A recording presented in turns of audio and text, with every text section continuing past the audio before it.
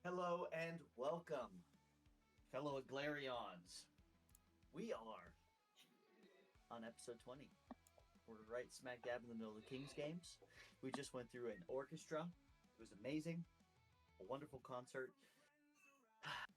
Almost had a crazy victory in event one of the Kings games. We'll go into the recap, we'll have some fun, and we'll see who's going to win tonight because it's going to be pretty epic. Last session, you guys went a little crazy. You had some pretty interesting things.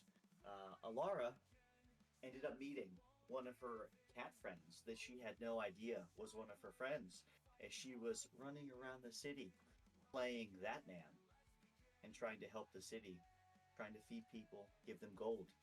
She ran across another feline creature that said, "Hey, we'll meet up. You seem to be pretty cool. You seem to be helping people. We're going to figure things out." Zutak, you were approached by some random people saying that they have seen your symbol before. You may have heard a thing or two about a feline creature that's starting to set up a Saluda congregation within Aglarion. The next day, you know, you guys saw a great many things during the procession. Phaedra was running around trying to make sure that the whole concert was ready to go off in a great big chaos, and we'll get to that in just a sec. But you guys saw quite a few things. You saw all of the families, all of the royal families, or the royal houses of Aglarion come through. Their symbols, some doing some pretty interesting things, some flying ships, some other things of that nature. It was pretty sweet.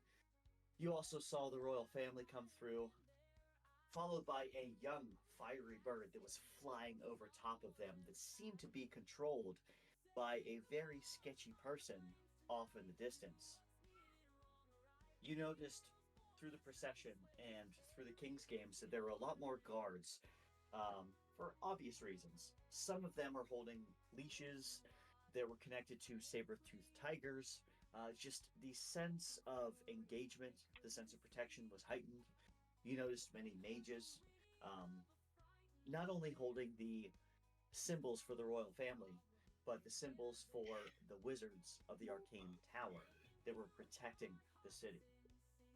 You sense the excitement building up to the King's games. Everyone was ready to go in that morning as you saw the procession. People were drinking, shops were closed, everyone was hyped and ready to roll. You were approached, and some of you were asked if you wanted to join uh, the many fellows of the mages that were going to heal different party members during the events. Mira and our new friend Kai joined this healing brigade of personnel that was going to help out during the events.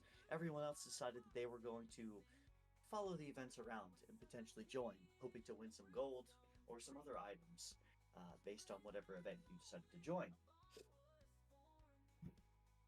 Then, at the end of the procession, everyone lined up and gathered around for a massive concert held by the one, the only Phaedra and her crew. It started out a little slow as she decided to build excitement, and then it was in an uproar of great amazement, great emotion, as during the third roll of events, a Nat 20 got a standing ovation with the entire crowd. An encore presumed, and she decided to shine or cast rather, a figure, an older figure, and slow things down a bit. It caught people a little bit off guard, but really pulled at the heartstrings as she played a song with her father, or at least an image of the one that raised her. After the uproar and applause of that amazing concert, you all started with the first of many events. This was, oh, what was this one called? Let's find out. Battle of the Tipsy Tunes, where all of you had to start and perform on stage. After you presented on stage, you had to take a shot, see if you were drunk, and then you had to perform again. In the grand scheme of things, Galen was in the final round with another contestant, but unfortunately was slightly too intoxicated to win this round. Came so close, got many kudos. It was absolutely amazing. But things ended up going to one of the other contestants. we'll go ahead and pick off here as you all are in excitement, in awe, in wonder, not only after the concert, after one of your colleagues has almost won for the first time ever one of the events here in Aglarion at the King's Games. And you've just heard the house announcer let you know that in 30 minutes, event 2 will start. So you are on your way to event 2. We will pick up there and we will see what everyone is going to do. The second event is called the Nimble Eagle, where you will be shooting at a specific target, having some fun, some archery skills. We'll see what everyone decides to do. But without further ado, let the chaos ensue. So, Galen, I think you were healed, so you are no longer poisoned. You are, after the many drinks that you have had, you are back up to stout. You are having some fun. No longer drunk, but probably feeling the excitement of the events, almost winning. And you've heard that announcement for the Nimble Eagle. You're off your way up to location 63. Just for clarification, if you look at the map, everyone can still see the map. Is that correct? Yep. Okay. I've marked them. You were in location 1. Here, I'm shift clicking there. I'm shift clicking, and then you are now moving over to location 2. The House of the Soldier, location 63 for the second event. Anything specific anyone would like to do as you are walking along to the second event? Yeah, if I could put my hood up, and if I see that Galen is walking by himself for just a second, I'm going to approach him. Okay, well, that's up to Galen. Yeah, there's Only- probably a point in time that I'm by myself or So wandered off. I'll kind of walk up to him, put my hand on his shoulder, not to startle him, and reminder of my characters, he's a little older. It's kind of more like a fatherly figure, if you will. And I'll put my hand on your shoulders as we're walking, and I'll Hello, Papa. call me daddy. Call me daddy. Daddy Kai, you've made this weird. No, I mean, I think I made it best. This is great. Say daddy or We daddy. have Daddy Kai and Mommy Phaedra. Jesus. Fuck yes. We just made a family. We're fucked. This is We're great. So fucked. Yeah. So I'll go up to him, put my hand on his shoulder, and Galen, if you don't mind, can I give you a piece of advice? Sure. I want to commend you for what you did. You did. I felt like you may have been taking the drinks a little too quickly. Little piece of advice: just space it out next time. Maybe a glass of water in between. But other than that, you did absolutely wonderful. Well, And then thanks. yeah. I'll Kind of Galen's kind of taking it all a little bit. I'll kinda- clutch one of the necklaces on my chest, and I'll just say, may the Moon Maiden guide you in your next quest, and then I'll just slowly saunter off into the crowd. Sutek, can you give me a perception check? Something moon. Yeah, moon. Zutak, as you're walking through, you certainly do see that Kai is chatting with Galen off by themselves, but you see about 10, 15 feet away that a feline figure is marching along with your buddy Galen. Keep an eye on it, but I don't. Yeah, I'm not going to interact at this time. Yeah, I just make that little piece of fatherly advice, and I just break back off in the crowd and head to wherever we're going next. to see if I can be of some assistance in the medical crowd. As all of you are walking through from location to location, you catch so much excitement, so much awe as all shops are closed. Everything is decorated from head to toe. Banners, confetti. People are outside cheering as they've heard excitement of who's joining the different events as they see soldiers walking by. You really get a feel for this is just nice. You all have been through quite a bit in the last few weeks. This is nice to see. It's happiness, it's joy, everything, banners, everyone. People are handing out different drinks as you walk through, even though shops are closed. It's really somewhat of an advertisement to see as you go through. It's absolutely stunning. Is anybody buying pastries by chance? Oh yeah, I am. You, Oh. you have not walked across the delightful ending of the Soap and Cream or the Halfling's Bakery yet. But, Galen and Kai, since you've asked, go ahead and give me a perception check if you don't mind, please. Yeah, where's my perception at? Okay. Oof. Yeah.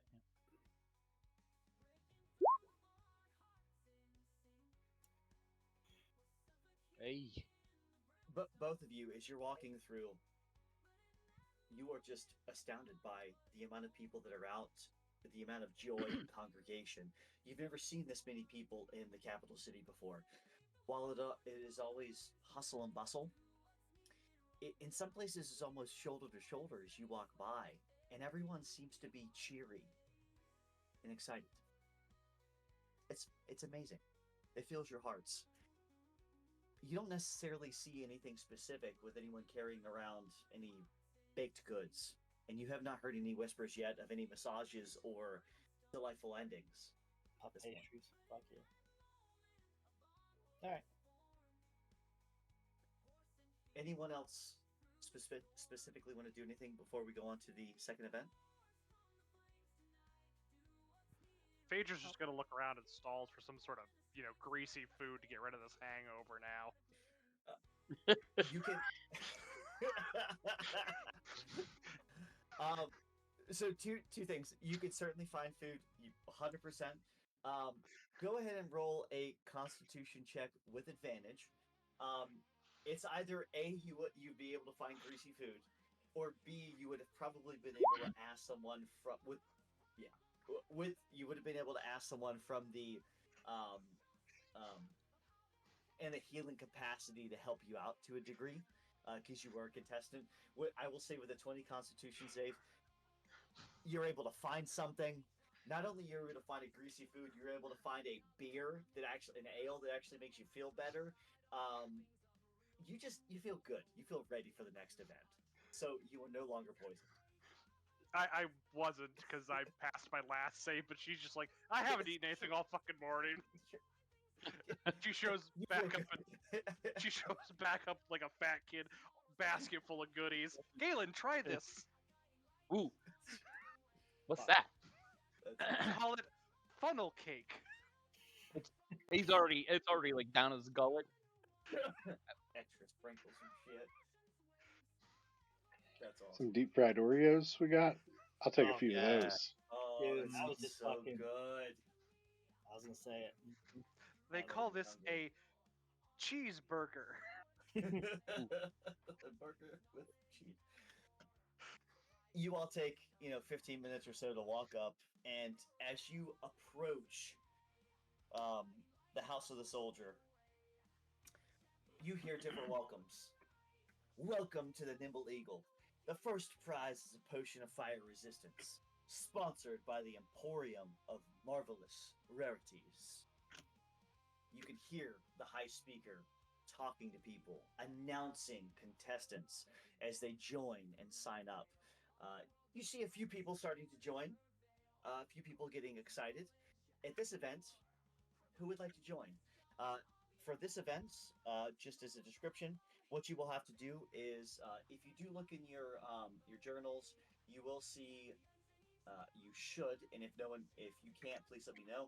You should see something called the Nimble Eagle, and it should show a pretty much a big target in the middle. What will happen is first you will have to stand on stilts. Then you will have to look and call out a specific animal that will be held up on a card.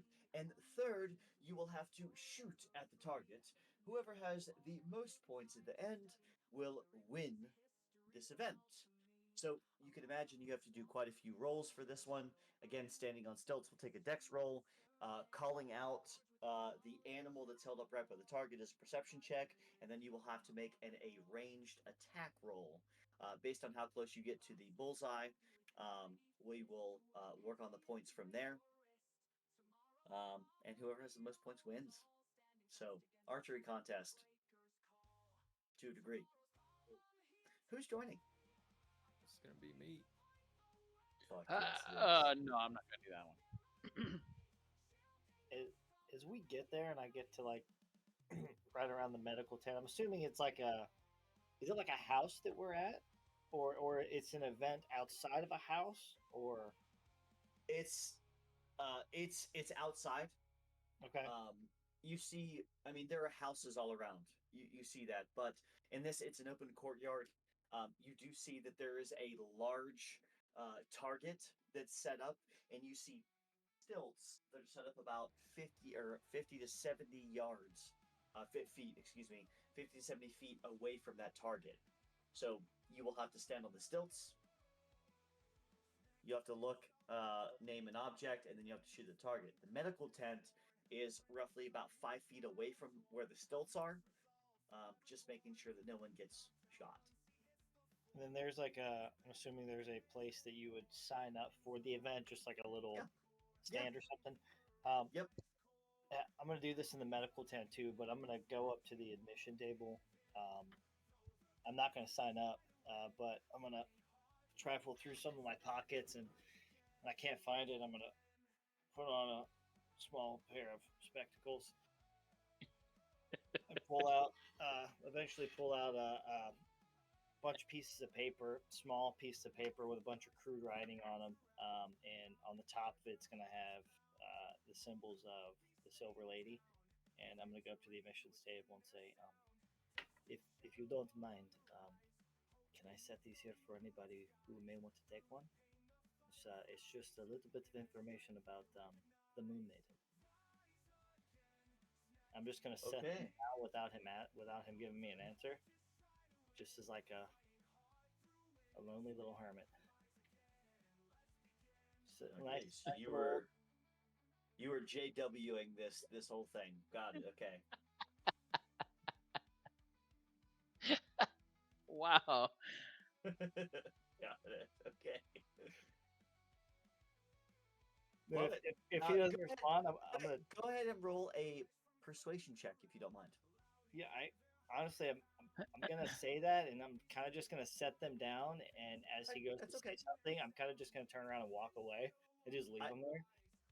Your persuasion check is more about confidence and whether they are going to just toss them at this point, or whether they take your stoic nature. Yeah, they throw them away. That's Okay. okay. That's all right. That's it. Look, I love it. Worth a shot. I'll pull go. it I'll forward. go into the medical tent, and wherever like there's a bench, I'm just gonna set those down and set a few more of those down and help anybody in the medical tent. Alrighty. Is anyone else going to join? Is anyone else going to join this event? No, but is there a crowd? As you see this event coming up, you do see that there's a crowd forming. You see a few people have already. It looks like they have signed up and they're ready to go. You see a couple giving their pre-game stretches, just the you see another person that's cocky, kind of hyping up the crowd. You do see people joining. Well, yeah. There's a spectator crowd. Yep. You see a spectator Okay. crowd. Yep. All right. As we I don't know who else is joining us, but as we sit and watch, I'm going to try to start a whisper campaign. Okay. Okay. For the Soap and Cream is now the official masseuse of tomorrow's problem.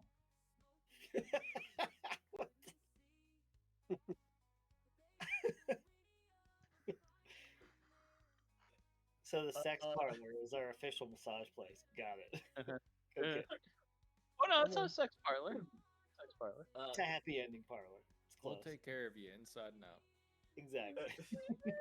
go ahead and give me a Oh fuck, that's awesome. go ahead and give me a persuasion check if you don't mind, please.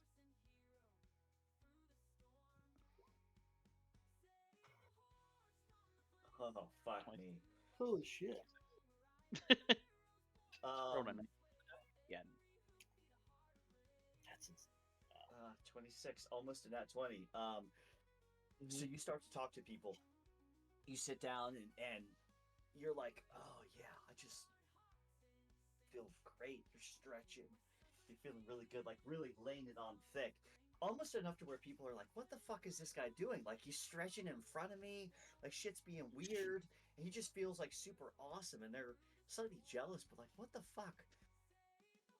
And you're like, yeah, like I just have my joints rubbed by Coral from the Soap and Cream. Her and her staff are super good. And you're just like, oh, I just feel so great. I even think I should join this one. I'm going to be winning some events, and you're really talking it up. And where you brought people from one extreme of like wanting to punch you to, oh shit, like they were able to change him around, and he's done. Like he went in the first event and he feels this great. They were able to do it this quick, and they touched on all this stuff, and you're giving them detail after detail. People are starting to pick up. People are like, oh, Soap and Cream. Like you see some people writing it down on parchment, some people taking it to memory. Like, yeah, we're gonna try to find them, and then they start to ask you about where the Soap and Cream is gonna be. You're not exactly sure at this point. They're gonna be highlighted somewhere, but you get a lot of people to say, I'm gonna go find them. I want to find the Soap and Cream. I need a massage. So you feel pretty confident that you've talked people into some kind of massage. I'm also talking up tomorrow's problem too.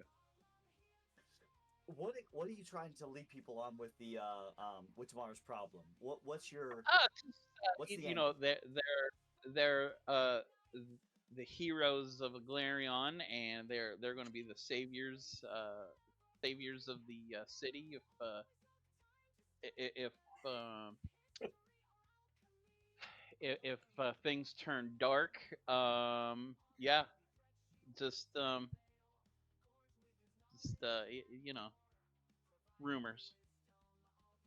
As you're talking to people and you lead into how you have to be all ready to go, whether it's for this event, you quickly transition into talks of how you've in a very NDA perspective, if you will, a very vague descriptions. You've talked about how you've saved brothers from peril, how you've saved different townspeople from torment, how you've found and defeated devils along their way with ease and triumph over the evil that is trying to take over this realm, this plane of existence, if you will. You start to catch on, and people are saying, I not only need a massage, but oh, maybe I need protection as well. You get a few names of people that starting to worry about what's going to happen. You get a few people that have tinfoil hats on that say, "Oh, I know about the aliens that are going to take over."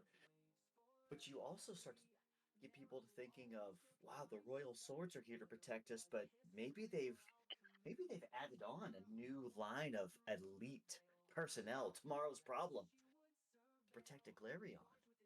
You start to get a little bit of hype for tomorrow's problem. It's amazing. Okay. So Galen's starting a whisper campaign. Alara is joining the festivities here. Anyone else doing anything specific before we get into the Nimble Eagle? Do I see them throw the pamphlets away? Perception check, if you don't mind. How far away are you staying from? How far away from Kai? I mean, kind of assumed we were all pretty much traveling as a pack, and Alora went and signed up, and then he pretty much followed, so I'd be like 15 feet away, somewhere like that. Go ahead and give me a perception check with advantage. With advantage. 13. You would see that Kai has walked up. Not super high DC here. You would see that Kai had walked up and talked to them for a minute. And you would see that he had handed over something and tossed it. Not necessarily, you wouldn't have noticed any kind of documentation or overheard that he said that it's about the moon goddess or moon lady, whatever. The wise one prospers over all. But nonetheless, you would have seen any documentation on that. But they threw something away. Not sure what.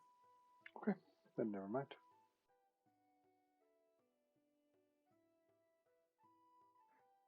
All right. Anyone up? I was about to go into the Nimble Eagle. Alara has. We'll go ahead and get started. So, unless no one else is joining, so everyone walks around, and again, the high announcer. Welcome to the Nimble Eagle. The first prize is a potion of fire resistance, sponsored by the Emporium of Marvelous Rarities. Today is a game of not only archery, but perception and athletics or acrobatics. The skills to harness your abilities, determine what creatures are upon you, and slay the target with ease. One will have to stand on stilts. They will have to make their way through, make sure they can harness their acrobatics. They will have to identify an animal on a card that is right by the target, and then, only then, will they have to shoot at the target to see if they hit. If they fall off the stilts, it is minus a point. If they identify the incorrect creature, it is minus 1 point. And based on where they hit the target, we will see what points they gain. We will go ahead and start this round, and we will see who is going to win the tournament. The Nimble Eagle shall begin. First to step up, Mavis, a confident male human guard, steps up, rather cocky. This bandit captain, wrapped in these leather armaments, sword and bow at the ready, seems to be from outside of the realm. He speaks up and starts to hype up the crowd, says he is amazing. But as he starts to talk, it's rather difficult to understand what he says. But nonetheless, he seems to be able to persuade the crowd to a degree. First, he steps up, and it seems that he has a slight difficulty getting on the stilts, but after he takes himself, he's able to stand on the stilts. An animal, a sign is held up. He looks at it for just a moment and quickly determines that it is an owl. 2 successes. He pulls a bow. He pulls his bow, pulls an arrow back, and shoots very quickly with determination. Doesn't get a bullseye, but very close. Right outside the bullseye, and is awarded with 2 points. So, first round, Mavis, 2 points. Alarin, you are up. If you can go ahead and give me a dexterity check. Hold on, let me just call this correctly. An acrobatics check, perception check, and then go ahead and for your third, go ahead and make a ranged attack with your bow. Acrobatics. Acrobatics, perception. Wait. And ranged attack. And okay. Ooh. Oh, okay, hold it. Shoot. X. Wow. Okay. So, as you're going up, you have a hard time at this point getting on the stilts with I one got leg backwards that's, ankles. Yeah, my shit's fucked. With one leg that's slightly longer than the other, you seem to like get one leg planted, and you almost miss the other. And while it tilts you, you actually fall off, but you are able to catch yourself as you fall off the stilts. Because you're falling off, you feel the lack of confidence just overwhelms you. And when they hold up a picture of the animal, you call, what animal would you like to call? Anything off the top of your head. Anything? Yep. A Yes. hippopotamus. You said hippopotamus! And everyone looks at you like, the fuck? Heap? It was a tiger. Heap up anonymous? Damn you! You give him the They easy It was a killed tiger. Tiger. Not only did he, not only I, did he s- fall, I saw hippopotamus. I saw hippopotamus. I saw him. That's bullshit. That's bullshit. not only did he fall, he couldn't identify the animal correctly. But as you pull back, everything around you fades to gray. And you harness your ability as a Horizon Walker. And in a split second, everything fades. And it almost seems like a portal opens up to the exact bullseye, this dead center. And that's the only thing you can see. You draw back quickly and you shoot. And you almost, and as you pull it back, you actually look over to the crowd and you just let go without even looking as a nat 20 happens. And you gain 3 points for that round. You have failed your stilts, you have failed your observation. So it's minus 2 points, but you got a nat 20, which is 3 points. So you have a 1 point sum at round 1. Wow. Yeah, I Amazing. got nothing. That It's something. was. It's impressive. I will give you that one. Were those rolls coming through to everyone? Yeah. Yeah. I saw them. You're supposed to be the GM. That Oh, button means alright. nothing to me now. Yeah, no, they definitely hit me. You see a few other people walk up. Vargos, a human of the Royal Arrows. He wears studded leather armor with arrows coming off of one side. He quickly comes up, and being part of the Royal Arrows, the archers of the Royal Army, he seems to have a confidence as he goes up on the stilts. But this confidence leads him to fall. He quickly catches himself, catches the animal, calls an owlbear, which it exactly is, pulls back an arrow, notches it, and shoots. First round. He is left with 1 point. Archie comes up. A cheer for young halfling, just piping up, walking around. Having some fun. Seems to be enjoying themselves. Comes up on the stilts. Even though they're a little bit, this person comes up a little bit short, comes up on the stilts and seems to be used to walking on taller things. Is able to walk on the stilts, no issue. They pull up something. Raven. Calls it perfectly. They pull back an arrow, arch it, and shoot. And right as they are about to let go, a bird calls off in the distance, and it causes them to let go. Completely misses the target, and almost hits someone. Because they have a nat 1, they are left at the end of round 1 with negative 1 points. Was his name Archie the Archer? Yeah, Well, yeah, and I yeah, fucking sure. hate it. I fucking hate it. I feel like Long Okay. time spent on that name. Long time.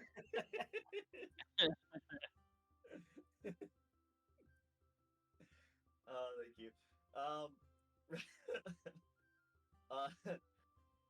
Thank you. Wool Stormseeker, a middle-aged hobgoblin wizard, just decides to pop up wearing robes. Pops up, comes up, and looks at the stilts, casts something on themselves, and seems to gain a little bit of confidence. Picks up the stilts, wobbles a little bit, but is able to stabilize themselves. looks at the animal that's held up, does one of these numbers. An owl! Completely wrong. It was a hobgoblin. Pull back an arrow. Smacks. Right at the rim. Is awarded no points. Because it only gets the rim. At this point, round 1. -1 points. To total this up, we have Vargos with 1 point. Archie the Archer and Wall with -1 points. Elarin with 1 point. And Mavis with 2 points. Alright, round 2. Alara, if you want to go ahead and roll Dex, or Acrobatics, Perception, and your ranged shot, please.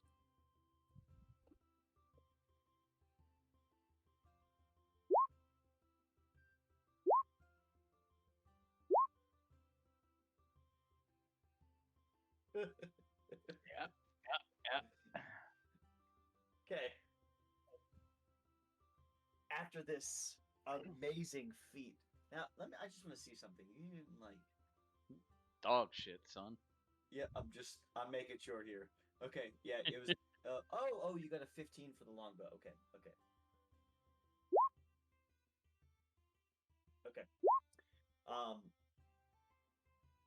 Yep, when it doesn't matter. Yep. Oh my god. Oh Doesn't wow. matter. That's Fuck that's you. pretty awesome. You are not able to get on the stilts again. When they call the animal, you are not able to guess it, but you are still, just as last time, able to hit the target for a with a +1 for the target because you failed the dex the dex and the perception check. Those are both -1. So you are left at the round 2 with a -1. Mavis comes up, is able to boom, boom, boom. Is also not able to get on the stilts. Does not make the perception, but is able to hit the target.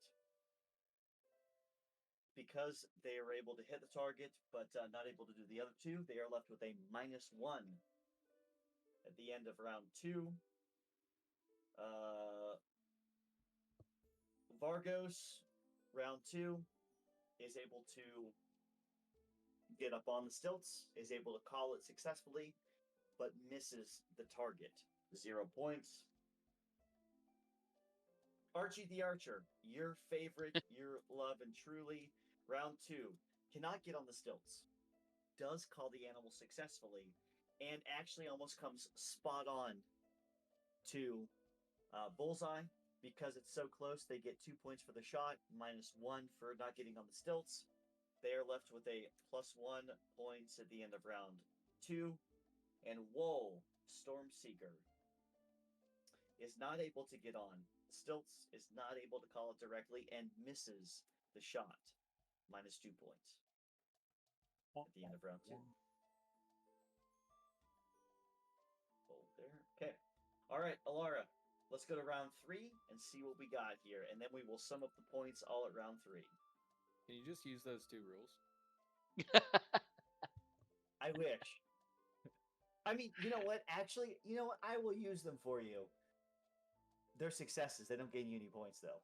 They are successes. Go ahead and roll that shot. I guess I don't give you any minuses, so that's good. They don't give you any minuses. Yeah, I mean, yeah, don't worry. I'll give myself a Fuck minus you. though. Son of a. Hold on, Let me Wow. see. let's Here see. comes an at 20. Here comes an at 20. So you would have at least gained a point. Let me see one thing. Do I have to Okay. dock you for any points? No, you don't. No, you just don't gain any points on that one. Okay. Round 3. Nope. All right. So you are able to manage to get on the stilts. You are able to call the animal correctly, but you miss the shot. No points for you. So end of round 3. You are at no points for a total of, oh my gosh, +1, -1, no points, total 0 points for after 3 rounds. Might as well not have shown up. Round 3, Mavis is able to succeed on both the stilts and the perception check. Misses the target though, so for round 3, 0 points. So they come up with 1 point at the end of round 3. Beautiful. Bargos comes up. Cannot get on the stilts, succeeds on the perception check, and gets so close to the bullseye that they are awarded 2 points.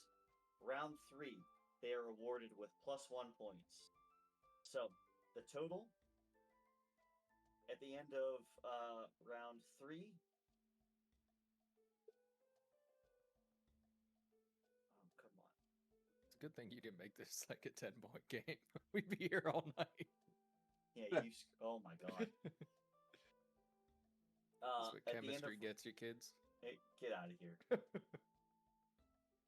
Get out of here.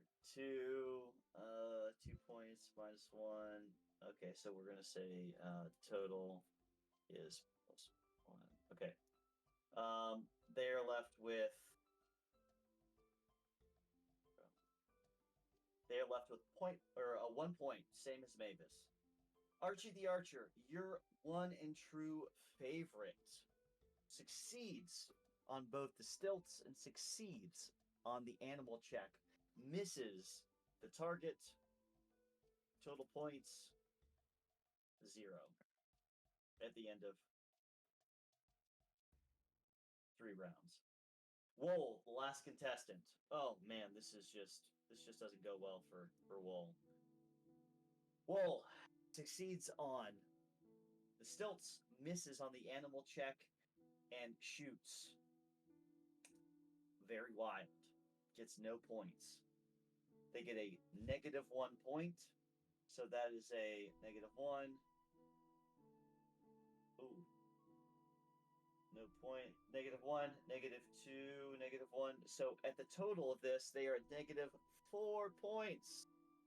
It's pretty bad. So at the end of round 3, Alara, Wool, and Archie are unfortunately told to get out of town. They have not won. It doesn't happen. Galen, go ahead. I just did a general perception check for Gigi. She's just keeping an eye out, keeping in for anything that looks suspicious or anybody that might be maybe looks like might be cheating or or anything else that might be like people in a crowd or anything else. You just see crowds forming. Is Gigi? How high would Gigi be flying? She'd probably be perched up on like maybe like a 2-story building or something like that.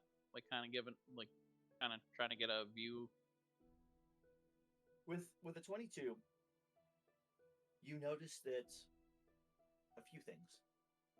Crowds are forming everywhere. As she's perched up, you not only get a view of the nimble eagle, but you get a view slightly of around town a little bit, and you just get the excitement. You actually catch that the royal family has come by as well. They've watched a little bit of this, and they are moving forward. You notice the king, the queen, the princess are there. You also notice that the phoenix is perched on their caravan as well. And walking behind them is a figure, a hooded figure, decked out in black, that seems to be watching the family and everyone around very intently, followed by a caravan of guards. You don't catch anyone that's cheating or anything that seems to be shifty at this point. Any other detail on the person in the black robes? Is it a person or? You notice yeah. that it with a 22, you would notice that. Let me check. Let me just check one thing to make sure I'm giving you the. With a 22, I'll give you. Let me just check one thing real quick and make sure I'm doing this right. You would notice that the person is decked out in all black robes, red skin, black eyes. And as Gigi looks over at the right moment, you just catch a glimpse of horns that seem to be hidden to a degree by the hooded figure, by the cloak. They seem to be walking around, but as they walk around, they smile, look around, but you can see that they're determined. They're very intent, very methodical with their movements.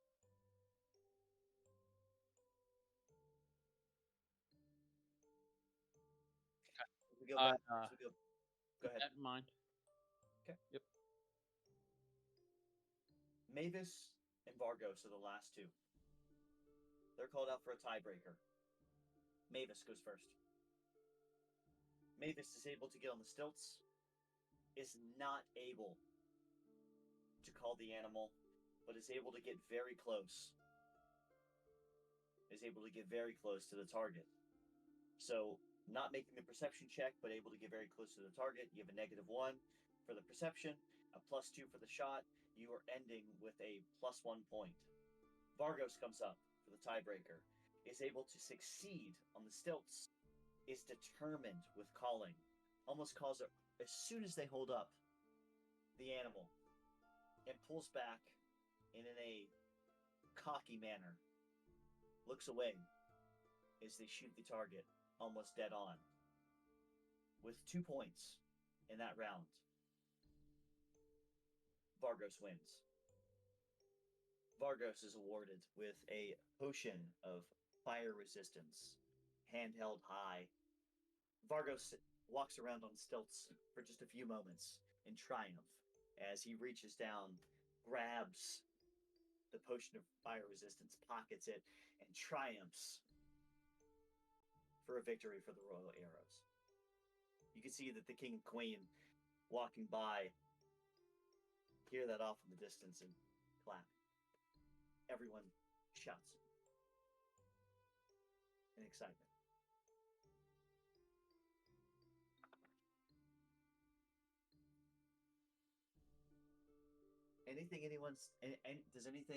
Does anyone want to do anything specific as we move on to the next event? I'm gonna go find a dark corner, put on my That Man costume, and sit in it.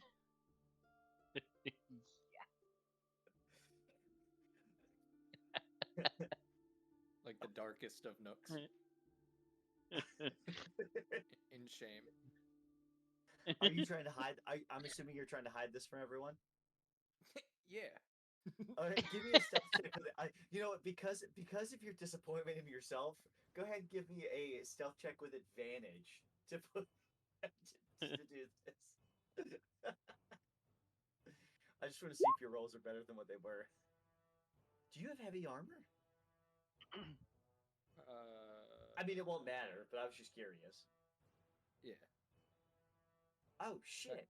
All right. Technically, scale mail is. Oh yeah, you all right? Cool. Technically.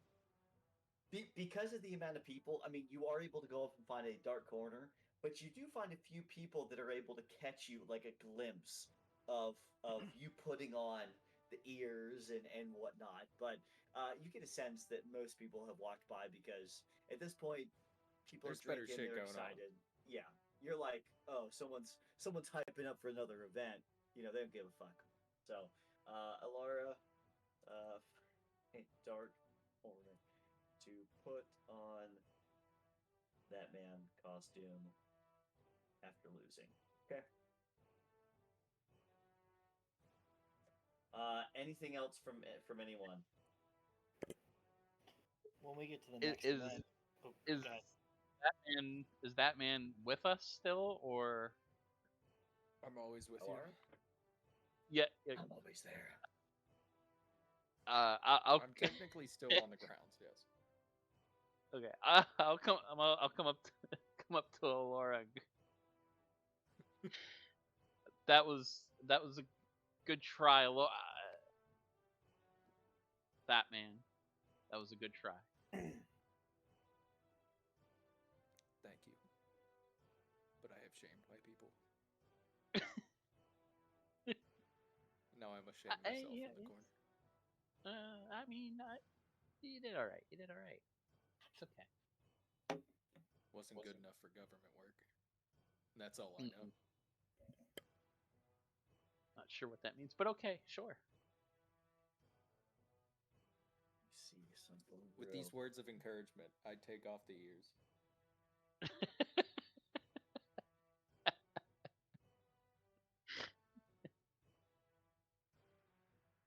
I take off the cape. And I follow. Wow. In shame. So, I didn't realize that Laura was going to be doing the walk of shame so early, so awesome. You know, Beautiful. I'm here to surprise you.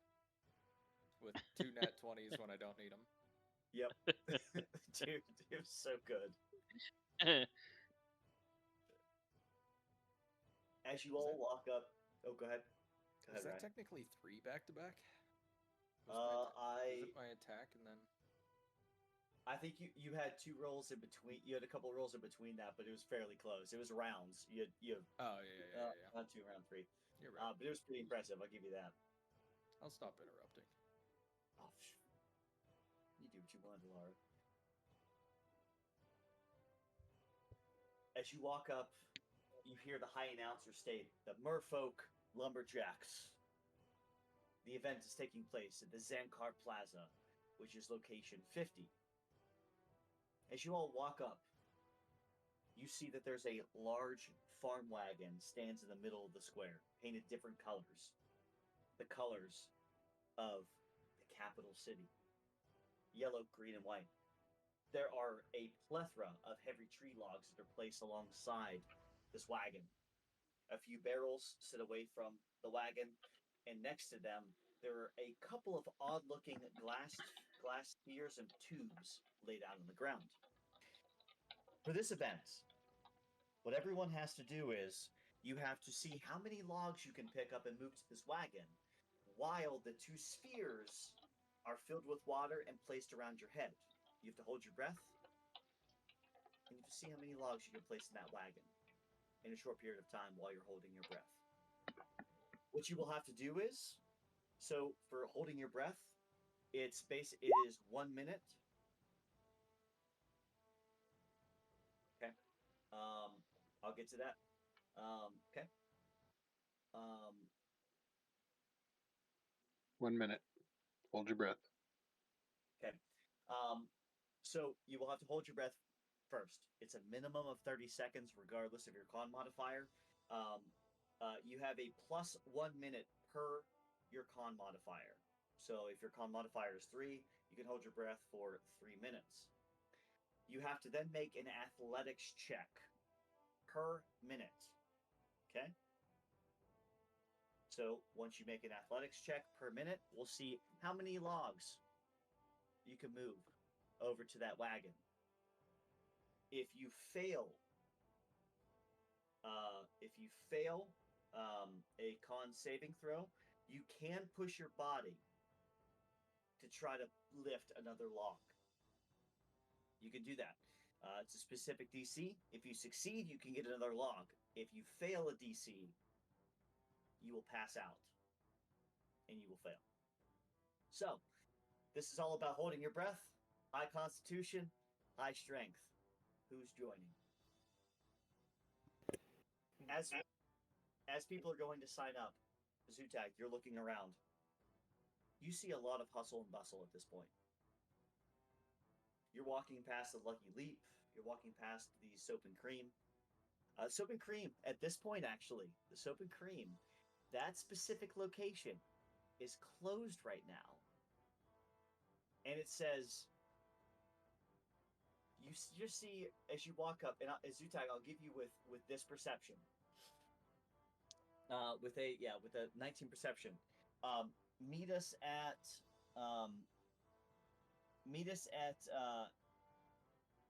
the King Vacrolos Park for a delightful ending. pastries, Oh boy. and massages. So, you have that. Zutag, as you're looking around, though, there's a lot of people. You're walking past a lot of taverns. You've seen a lot of things. At this point, you have not seen anything shady. You do see a few hooded figures that are walking around, but you haven't seen them do anything suspicious or anything crazy at this point. Right. You don't have to update me with everything. I'm just looking for outside of the event. I don't really care about the events, but we just got back from basically trying to save a horse that was already dying, and there's some nefarious characters. And I'm just keeping my wits about me, and not worried about the games. Love it. Okay. Okay. I'm gonna go up to the sign up table again, with my glasses on, and I'm gonna pull out a couple pieces of paper again and set them down on the sign up table. Say the same thing, and before they get the chance to say anything, I'm just gonna turn around and walk away like an old feeble man. Go ahead and roll a persuasion check, please.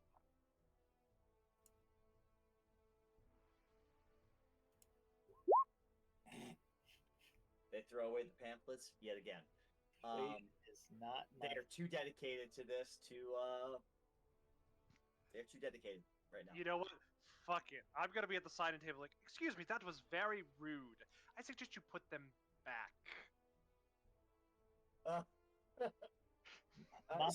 Mama's got Since you are helping, Kai, I will give you advantage on that. Since you are helping. I mean, I walked away. I didn't see it, so I'm not really paying attention to what they do. With a 19, I will say that so Phaedra assists. They will pull the pamphlets out, and they will at least keep them on the table. And then, before I make my way to the medical tent, I've been looking for pastries, and now that I know it's somehow tied to the soap and cream and all this kind of shit, I'm gonna go up to the door of the soap and cream, and where they have that note. Is it like on the door? I'm assuming a note. It's on the door. Yep. Yeah, it's probably like hung there by some type of like nail or something like that. I'm just gonna slide a piece of my Saluna paperwork underneath it, but kind of like sticking out, so people have to move the paper to see what it is. And I'm just gonna leave it there, and then I will walk back slowly to the medical tent. Man, I did not realize you were going to JW this entire thing. All right, cool. I love it. Yep. WWSD. What would Saluna do? I like it. All right, so this is about strength and constitution. Is anyone joining this event? Oh, hell yes. All right, Phaedra. Love this. Okay. So Gorge You know thinks what? he's signing I'll take up a swing to at watch this the one. event? So Gorge is going to sign up too? Yeah, Gorge is going to sign up for thinking he's getting a seat.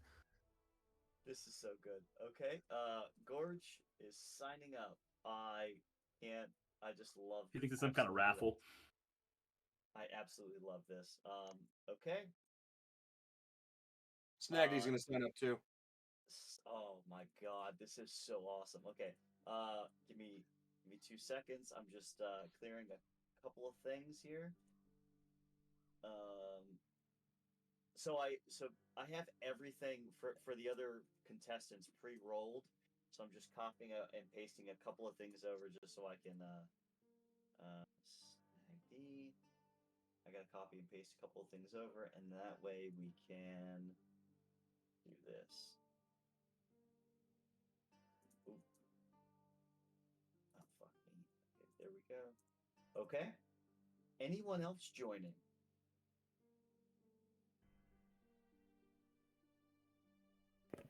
Tag's not hopping in on that shit.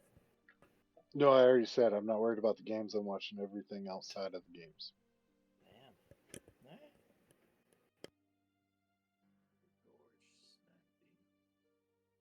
Okay. All right. So this starts off. Welcome to the Oh no, that's the wrong one. Welcome to the composition of the Merfolk Lumberjacks. The first prize is a Dust of Dryness, sponsored by the Emporium of Marvelous Rarities. First person to come up, Rain, a rough-looking, middle-aged human. It seems to be somewhat secluded. When he comes up, no one really recognizes Rain. He seems to be a little skittish, but relatively confident. They put the 2 glass spheres on his head, they pour it with water, and he starts to lift. So, in his first minute, you can see that he's starting to move rather quickly. He's able to get 3 logs. In his second minute, he still seems to be relatively great, but as he gets to that second minute, he lifts a 4th log, puts it on. He lifts a 5th log, and he's struggling, and he lifts a 6th log, and he is able to place it on before he starts to, he walks back, he undoes the clasps, and he can't hold his breath for any longer. So Rain is able to get 6 logs. No issue. Phaedra, you are up next. What is your Constitution modifier? +2. +2. So what we will need to do, I will need to do, for the first minute, I will need a strength check, and then I will need a Constitution saving throw, please. Okay. So before that happens, I am going to cast Bless on myself. Absolutely. As you cast Bless on yourself, are you hiding this, or are you just doing it out in the open? I mean, we were told magic's okay. Yeah, absolutely. You're not in trouble for it. But are you? So you're doing it out in the open? Yeah. You do see a couple of people are excited that you're casting this on yourself, that you seem to be amplifying to get things going. But you also see a few people in the crowd, boo, and just kind of heckling you a little bit for using magic. So for anything above a 5, so the DC is 5 for 1 log.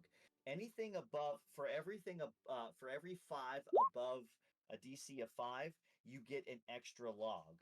So for every 5 points of success, you get a log. So for the first minute, you get a 17. So that is 3 logs. And you have a Constitution. Okay, so you have a 19. I'm sorry, 19. It's still 3. You're almost able to get up a 4th, but you're at 3 at this point. Constitution saving throw of 10. Let me just double check. Okay, so you're able to go on to your second. You're still able to do that. So go ahead and roll me another athletics check. Okay, 17.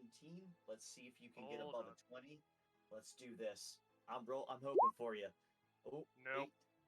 Still, that's okay. 18. You're still able to get 3 logs. 21 Constitution. 25. 25 Constitution. Okay, so if you want, you're at the limit. If you want to try to push yourself, you can. If you get less than a 15, you will pass out and you will lose the competition. If you get above 15, you might be able to add on some more logs. So it's up to you. If you pass out, you lose everything. You know what? Fuck it. We're gonna go. We're balling. Go big or go home. Love it. What am I rolling? Oh, roll a Constitution saving throw. You have to beat a 15. Hey. All right, beautiful. Let's roll your strength check. And let me add my Bless on there. Okay. So 15, you're able to get 3 logs, so 15. And as you get that 3rd log, so total is 9 logs. As you get that 9th log on, I mean, people are impressed at this point. But as you get that 9th log, you rip off that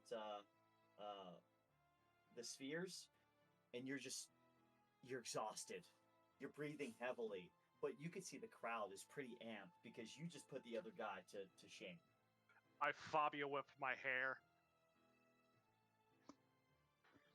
Pull it back. Just, That's just amazing. shake it back and forth. I Pam Anderson run out. I can't. I mean, I have to I'll- imagine she would I'll- have actually I'll dropped mark her that plate mail for once. I'll So, mark that people down are to Pam Anderson. I mean, what else is she gonna do? She's a vain I love bitch. Love it. All right, Gorge, you're up next. What is your constant con modifier? So I wandered out into this open field, right, where they're doing this. I mean, this is exposed area. Yeah, this is exposed area. Yep. All right, I'm a little nervous of what I'm getting pulled into. I'm gonna cast some guidance on myself. I'm gonna try to be real sneaky about it because I'm embarrassed of the fact that I have some performance anxiety here. Love it. All right. I see Gorge going. I'm like, is that Gorge? Gorge is Gorge is doing this. So good. Gorge. So good. You got it. So I want to start. I'm going to start a chant. Gorge, Gorge, Gorge, Gorge, Gorge, Gorge, Gorge, Gorge. Oh man, now I'm getting real nervous. I'm looking around. Persuasion. Persuasion. All right. Yeah, well, Galen, go ahead and give me a persuasion. Oh, sorry. Let's get that crowd going. 15. Okay. After the performance that Phaedra has just given, everyone seems to be amped up. It's going to take a minute for everyone to get going. You know, Gorge seems to be a little bit secluded, so they're not exactly sure what exactly is about to happen. But as you start to amp this up, you're pumping it along, and people are start to remembering, oh, this is Galen. This is the mighty Triton. He knows this person. This person's going to be great, and they're hammering. You get the small crowd going. Gorge, what is your con modifier? 6. Fuck. Okay. 6. Jesus. Fuck. All right, hold on a sec. Nope, I gotta redo a lot of things here. I feel like the entire group was concerned about Gorge, and meanwhile he's out there just looking around, still holding his breath. he's like, the water's not even on here yet. He's just holding his breath to prepare. he's like, I got this. All right, so Gorge, wow, that's amazing. All right, first round, I need a strength check, and then I'll need a Constitution saving throw, please. All right. So, yep. I'm every hoping. five- I was hoping to get him advantage with the crowd pump up. I was close. But All right. And he you was said a a con little saving secluded. throw. And you get to Wait. What'd you say with the second one? Is it strength and then con saving throw? yeah, con saving throw. Yep. Got it. Okay. Do you get to add a D4 to I could add my your, D4 to it. Yeah, I'm gonna yeah. choose that one to use it, and I can do it after the fact. Okay. So there's an 11. Let me just double check here. So that is. I just want to make sure. Hold on.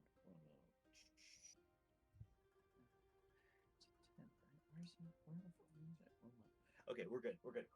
Okay, so that's good. So you get up 2 logs at the first portion. You're almost to get up a third, but it slips short.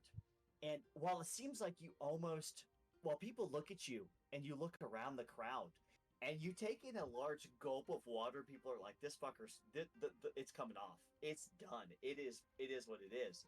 You're able to get even so with the saves, you get an 11. You take a big gulp and they're like, "Oh, it's gonna come off," and you're like, "I'm good. I'm okay." And you're just looking around kind of like a weirdo at this point, and people are slightly amazed at you as you take a big gulp.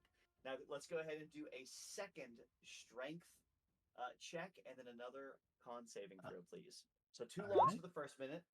15. Okay. And then a con save. All right, 13. Okay, so at this point, you feel amplified. You're able to get up 3 logs, and you are able to save on your con check. Third minute, another strength and another strength check and another con saving throw. Strength is a 9. Wow, Jesus Christ. Okay, you were only able to get up one log at that time, and yeah, you're basically. It almost looks like you're sprouting, like you have gills at this point with a 23. Well, I no, rehydrated. I'm pretty good. Yeah, I'm drinking yeah, that last you're gulp. I'm good. Let's go ahead and do another strength and another con saving throw. 9, so 1. Oh, 9. 921. Jesus Christ. If I get beat by Gorge, I'm not even gonna be mad. Same thing. But fifth you minute will be strength made fun and- of. Strength and a con check. You're All right. You're rolling like Griswold with the strength, and I just love it so much. 10 and a 12. 10, 12. Okay. Jesus Christ. Okay, 2. For your 6th minute, strength and con. Okay. Come on, Jesus. strength. 12. Okay. All right. What the hell? 20. Okay. So 2, 5, 6, 7, 8, 9, 10. Okay. So I want everyone to just take a step back here. Phaedra was able to get 9 within relatively short time. Gorge just decided to say, I'm the epitome of just taking things at my own pace.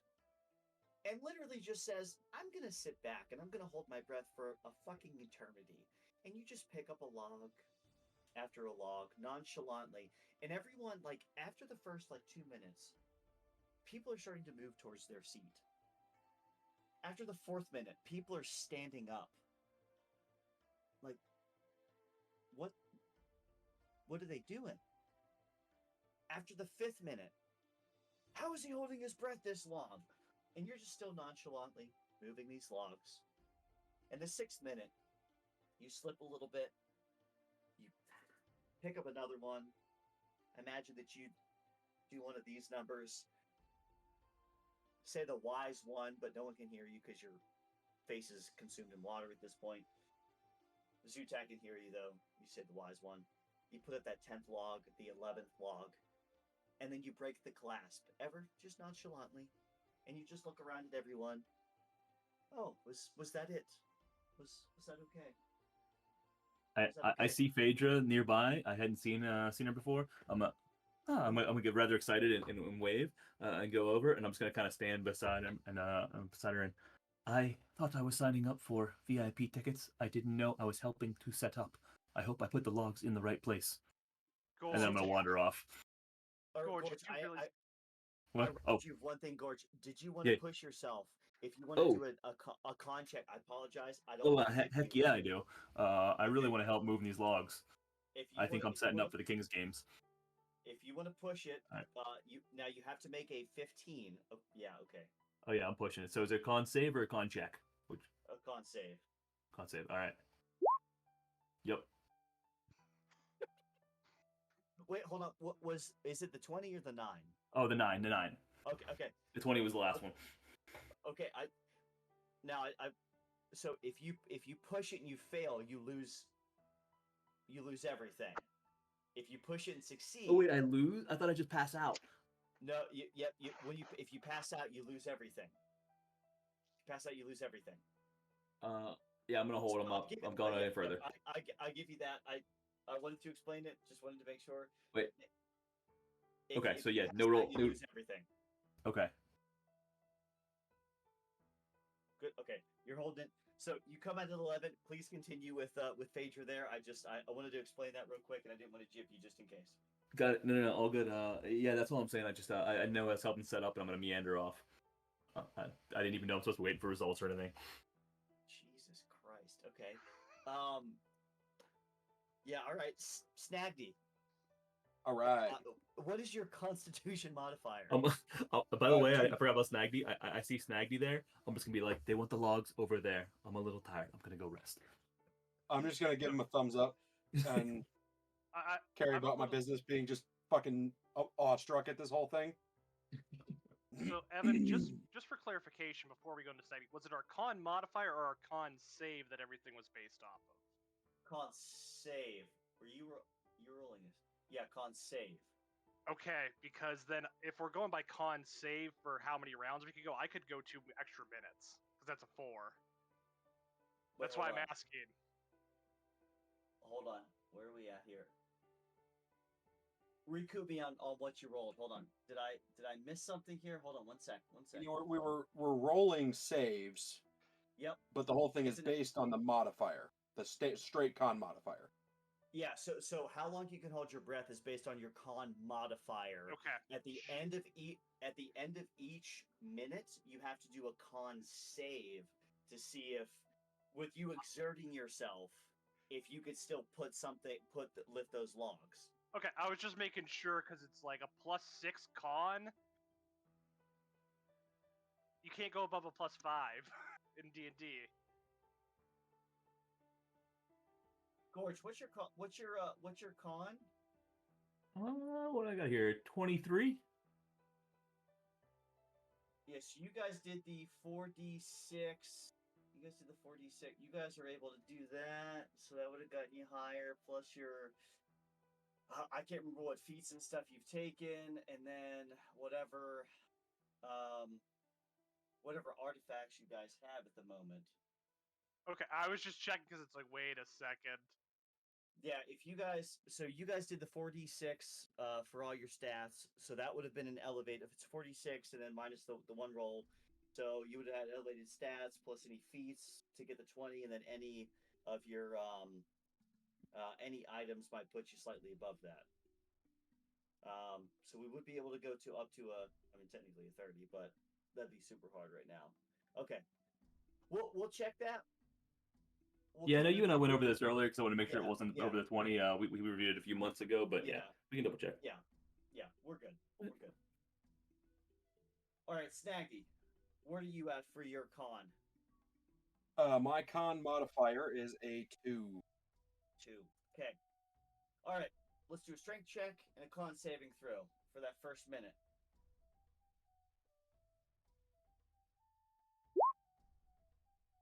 Strength 16.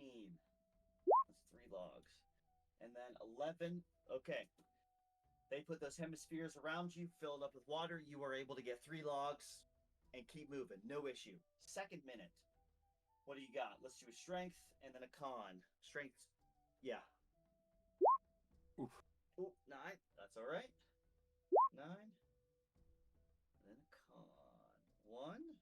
Ooh, 1. And then 17. Do you want to push it for your third minute?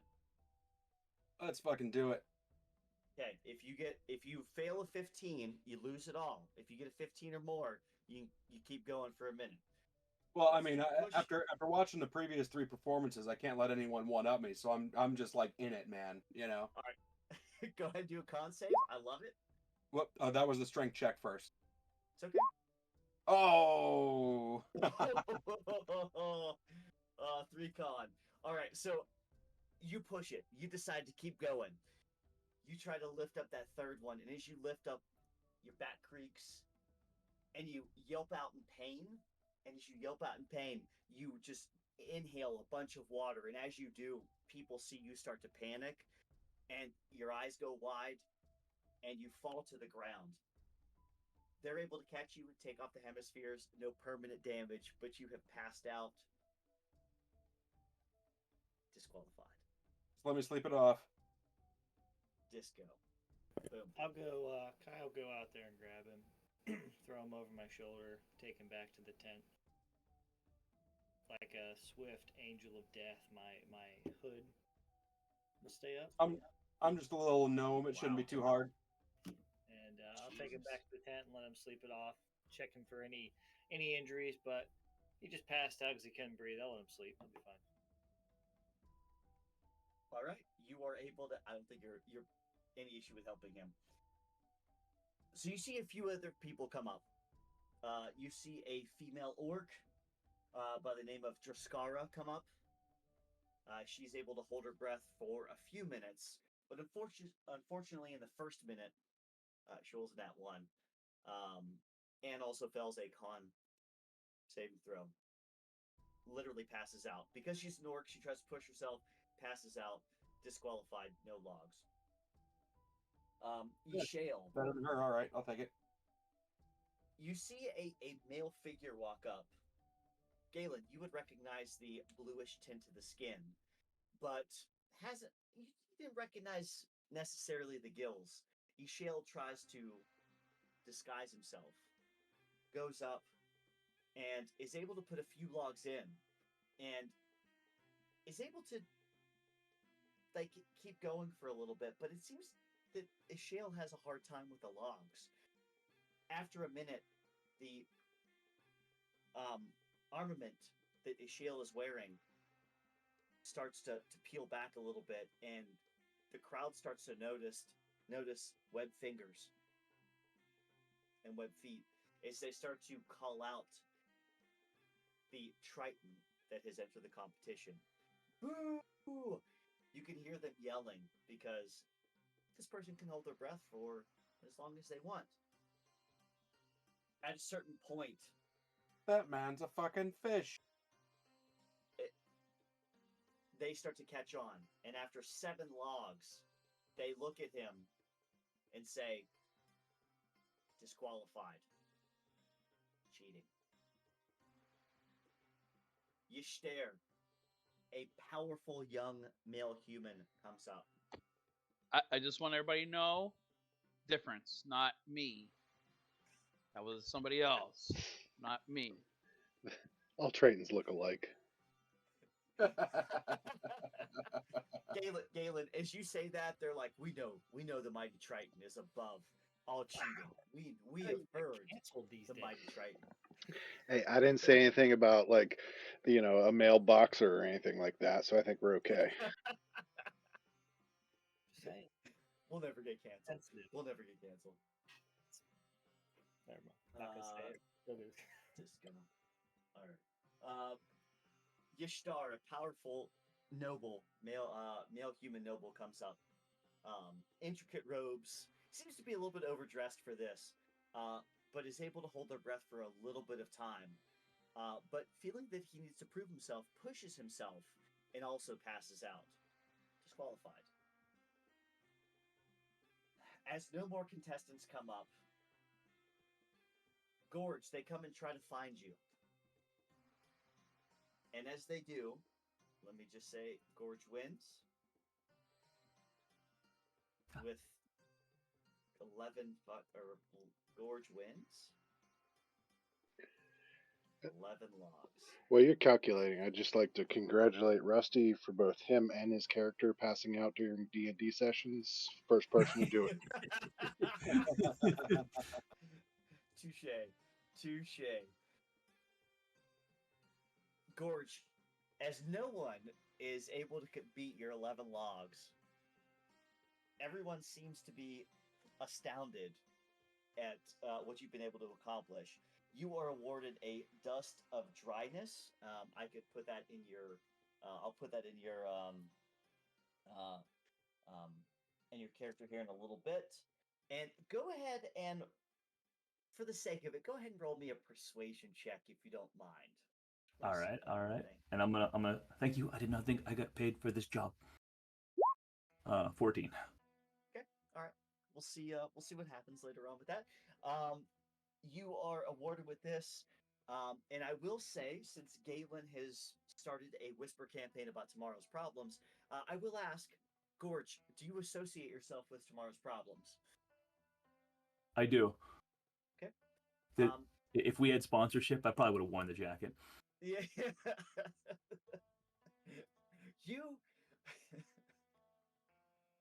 You, along with the mighty Triton, start to gain more following for tomorrow's problems, and then they start to pinpoint all of the famous people in tomorrow's problems. You see Galen, you see Phaedra, and now Gorge. Okay, things are starting to add up a little bit here. You're starting to get a name for yourselves, especially within these games. Following Phaedra's pursuit of that wonderful concert, things are starting to look up for tomorrow's problems.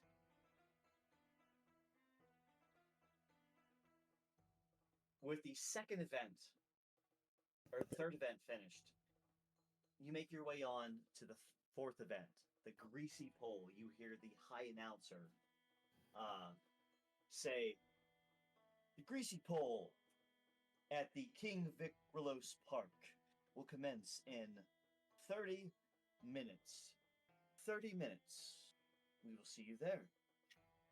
Is anyone specifically looking to do anything Yeah, in between here and next event? I'm gonna slowly walk up on Snaggy, just like I did Galen. Okay. As I'm walking to the next thing, and I'm just gonna put a hand on his shoulder and kind of whisper the same thing of, "If you don't mind, may I offer you some advice? You did great in that, but I feel like maybe you took things a bit too far. Next time I would say, how do I say this without coming across mean? Pride sometimes gets us in bad situations, and I feel like this kind of got away from you. Your pride kind of took the best of you. Just because you're small doesn't mean you need to prove yourself. You did a good job." And then I'll give him, I'll say my little Saloonist blessing, and I will casually walk back into the crowd. Someone's gonna kill you for sure. And then I'm gonna I'm go just do the gonna same kind of thing. say, okay, and move about my business. Creepy old guys just like giving advice. Oh, I will go up to the fourth stand, and I will do my Saloonist papers again. all right. Before we go on to the fourth real quick, is anyone looking to do anything else specific between here and the fourth stand, the fourth event?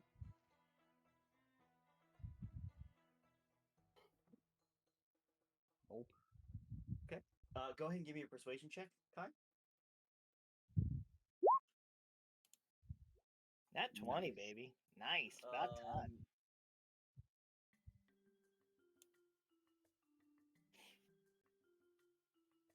Go ahead and give me a D100, please. Nice. 82. Hey, since I got a nat 20, can I also ask them? I've been having issues with other people who run these stands. They tend to take these papers and just throw them away. Is there any way that you can help me spread these papers to the other stands, please? Go ahead and give me one more persuasion check straight. They've got stuff to do. Yeah, maybe not. They look at you and they are hyped about handing out these pamphlets. Woo, we can certainly hand this out. That's not a problem. There's a lot of people. We'll even send someone to hand people out as they're walking by. And as soon as you say, "Well, can you spread this along to the other event?" We've been designated to this area. We can't really leave and do this, but we can certainly pass things out here. And they're talking really fast because they want to just commend you on what you're trying to do, but also get you the fuck out of here because they got other stuff to do. So they will pass them out to other people, but they can't leave this area. Okay, I'll mosey on to the medical tent. As you come up to this, welcome to the Greasy Pole competition. The first prize is a potion of climbing, sponsored by the Emporium of Marvelous Rarities. Yes, the Greasy Pole is a thing. Okay, so basically, as you walk up, you see a field of these long poles with this black tar and yellow ribbon wrapped around.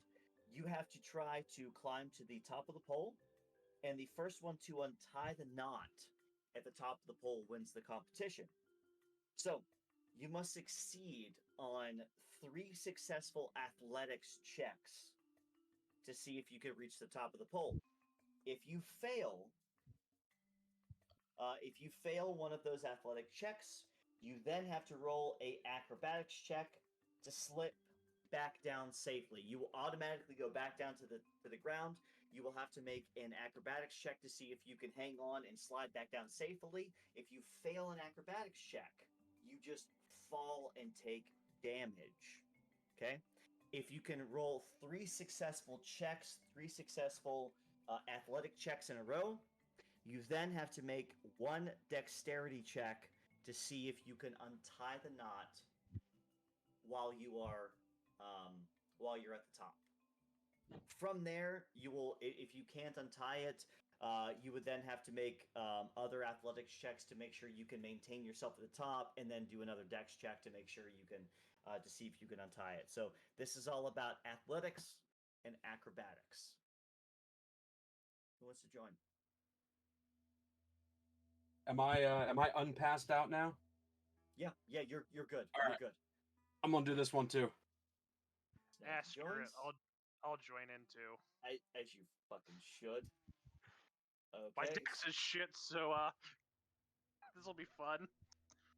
Snagdy and Phaedra. Okay. Anyone else want to join? I'm not going to join, but just as a question outside of the game, if I can't cast enhance ability on myself for strength, which athletics is strength, do I get advantage on athletic checks, or just like strength checks in general? Like if it's only a strength check, you know what I mean? Does that make sense? Since athletics is strength based, here's what it says. I think it's just if you need me to do. Yeah, put it up there for me. I mean, I'm fairly certain you would gain it, but I just want to double. It also gains which strength checks. Yeah. Which would. Yeah, I mean, yeah, you would still get. Is it anything strength based or just a strength check? Because I'm reading it now as like only a strength check, not anything strength based. It's the athletics part is the strength part. Yeah. So the best way to put it is any skill that's associated with that ability is you have the advantage on. Got it. Cool. So yes. I'm not gonna join. I'm just curious. All right. So. Oh shit! Hold on. All right. Let me just jot a couple things down here. Copy and pasting a couple things over, if you don't mind. Boom.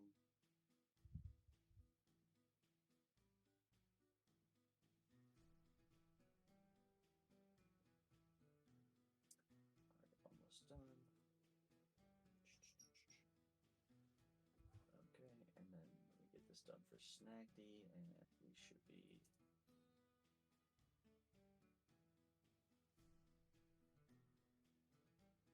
Okay. All right, so all of these are done. Everyone is basically going up at once. We will be playing this at like we'll do each individual turn. We'll see how many turns it takes you to get there. But I will tell you, it takes.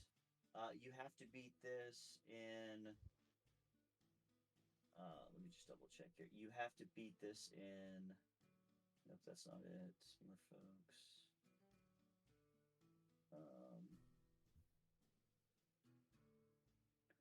Let me just double check one thing here. Let me see how, because I've already pre-rolled a couple of things. Nope.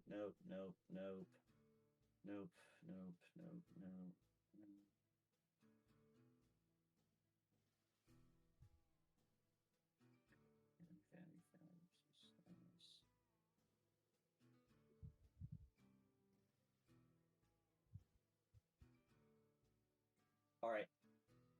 Actually, we're going to go ahead and do this and see if you guys can get it before the other people have done this, because actually, this is really good. I don't think anyone actually did this one successfully, if I remember this successfully. Okay, cool. No, actually, you guys have to do this in 4 rounds. Okay, cool. No, 3 rounds. There we go. Okay, cool. Okay, you guys actually have to do this in. Okay, you guys actually have to do this in 3 rounds. So who wants to go first, Snagdy or Phaedra? I'll let you guys decide. I can go first. Okay, So we will start here with, and again, you guys are, everyone's technically going at the same time, but Snagdy, you'll go ahead and start. What we want to do is we want to go ahead and we have to make 3 consecutive. Let's just go ahead and make 1 athletics check. We'll start with there. We'll see if you could get the first, if you could go up the first, say, 10 feet on the pole. It's about 30 feet up. So we'll do the first one. So, And you're really looking quick at before we start, Go ahead. what do the other competitors look like? Like, what do we have for competition? Because I want to do a Okay. little shit talk. So you see a muscular young female half elf. You see a half orc veteran that has a couple of scars that seems to be a little bit beefy. You see a confident human male guard, and you see a mysterious person, jet black skin, flaming red hair. So, is the guard like? Is this one of the like royal family guards? No, not a royal family. You could see that they seem to be a little bit well upkept, but go ahead and give me a perception check. Let's.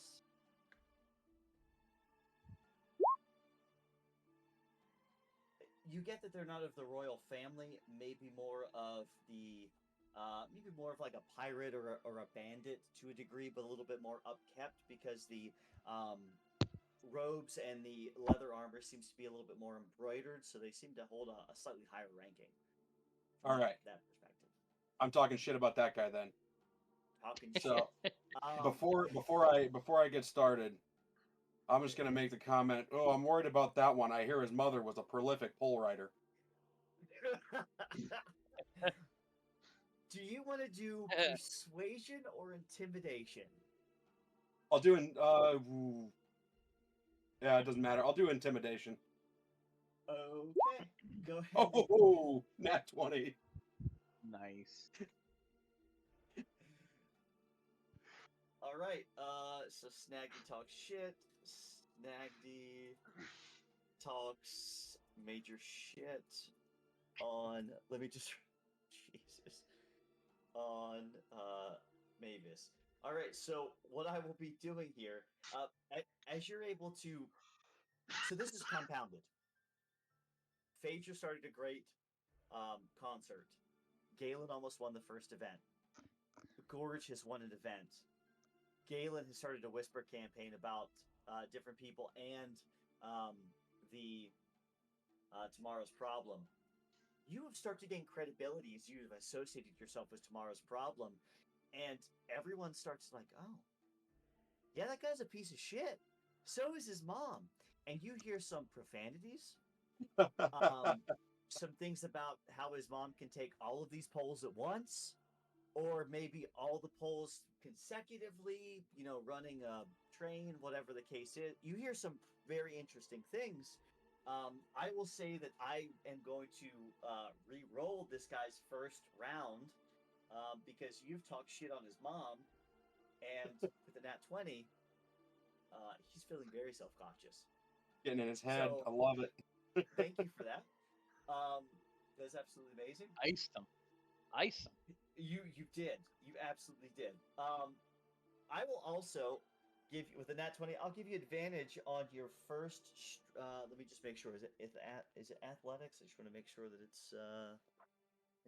Okay, you can go ahead and roll a advantage on your first athletics check to see if you can get 10 feet. Okay. 21. So Nice. you're able to get up the first, no problem. Go ahead and roll a second strength check or a second athletics check. Let's see if you get to the next 10 feet. You're trying to go after 8. All right.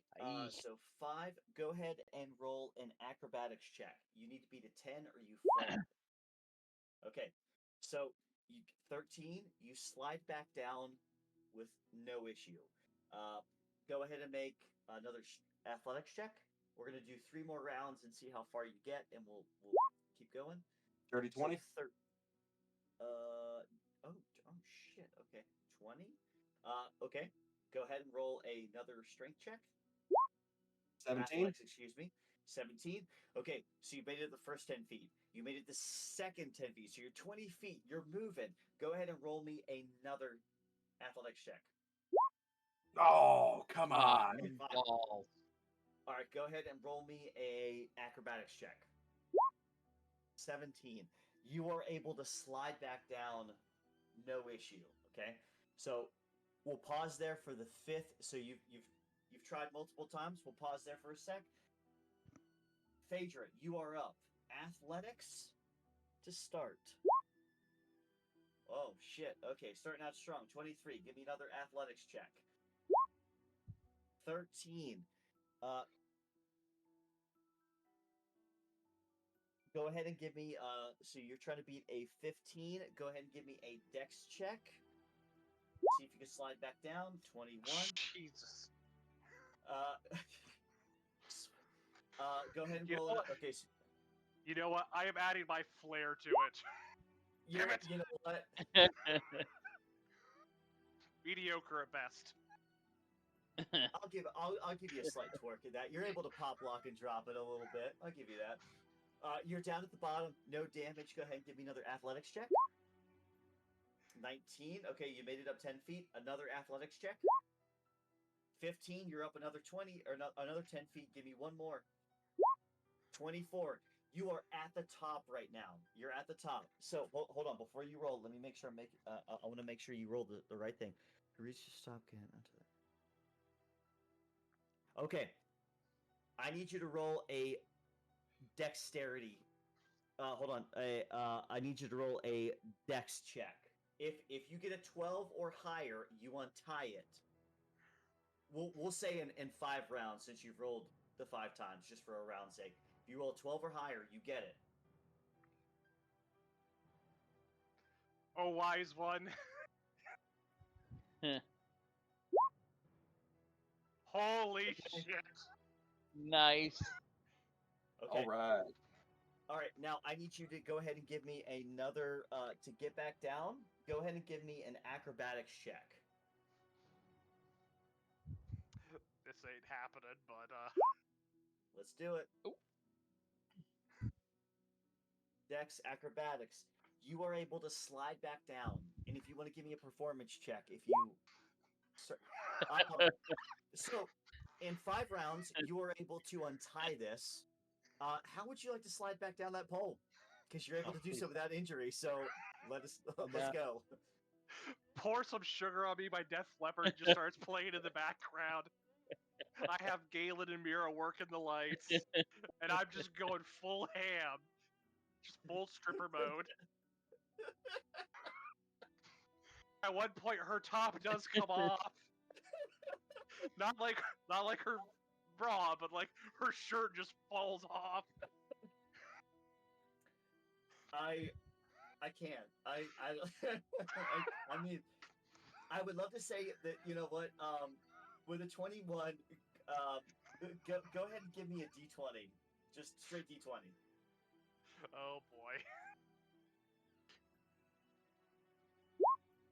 As your top comes off, you see people cheering, people are excited, people start to throw silver pieces. You get 7 silver pieces as your top comes off. I'm hoping this is just distracting any of the other competitors that haven't made it up there at this point. I'm just going to tell you, you've probably done a good job at that.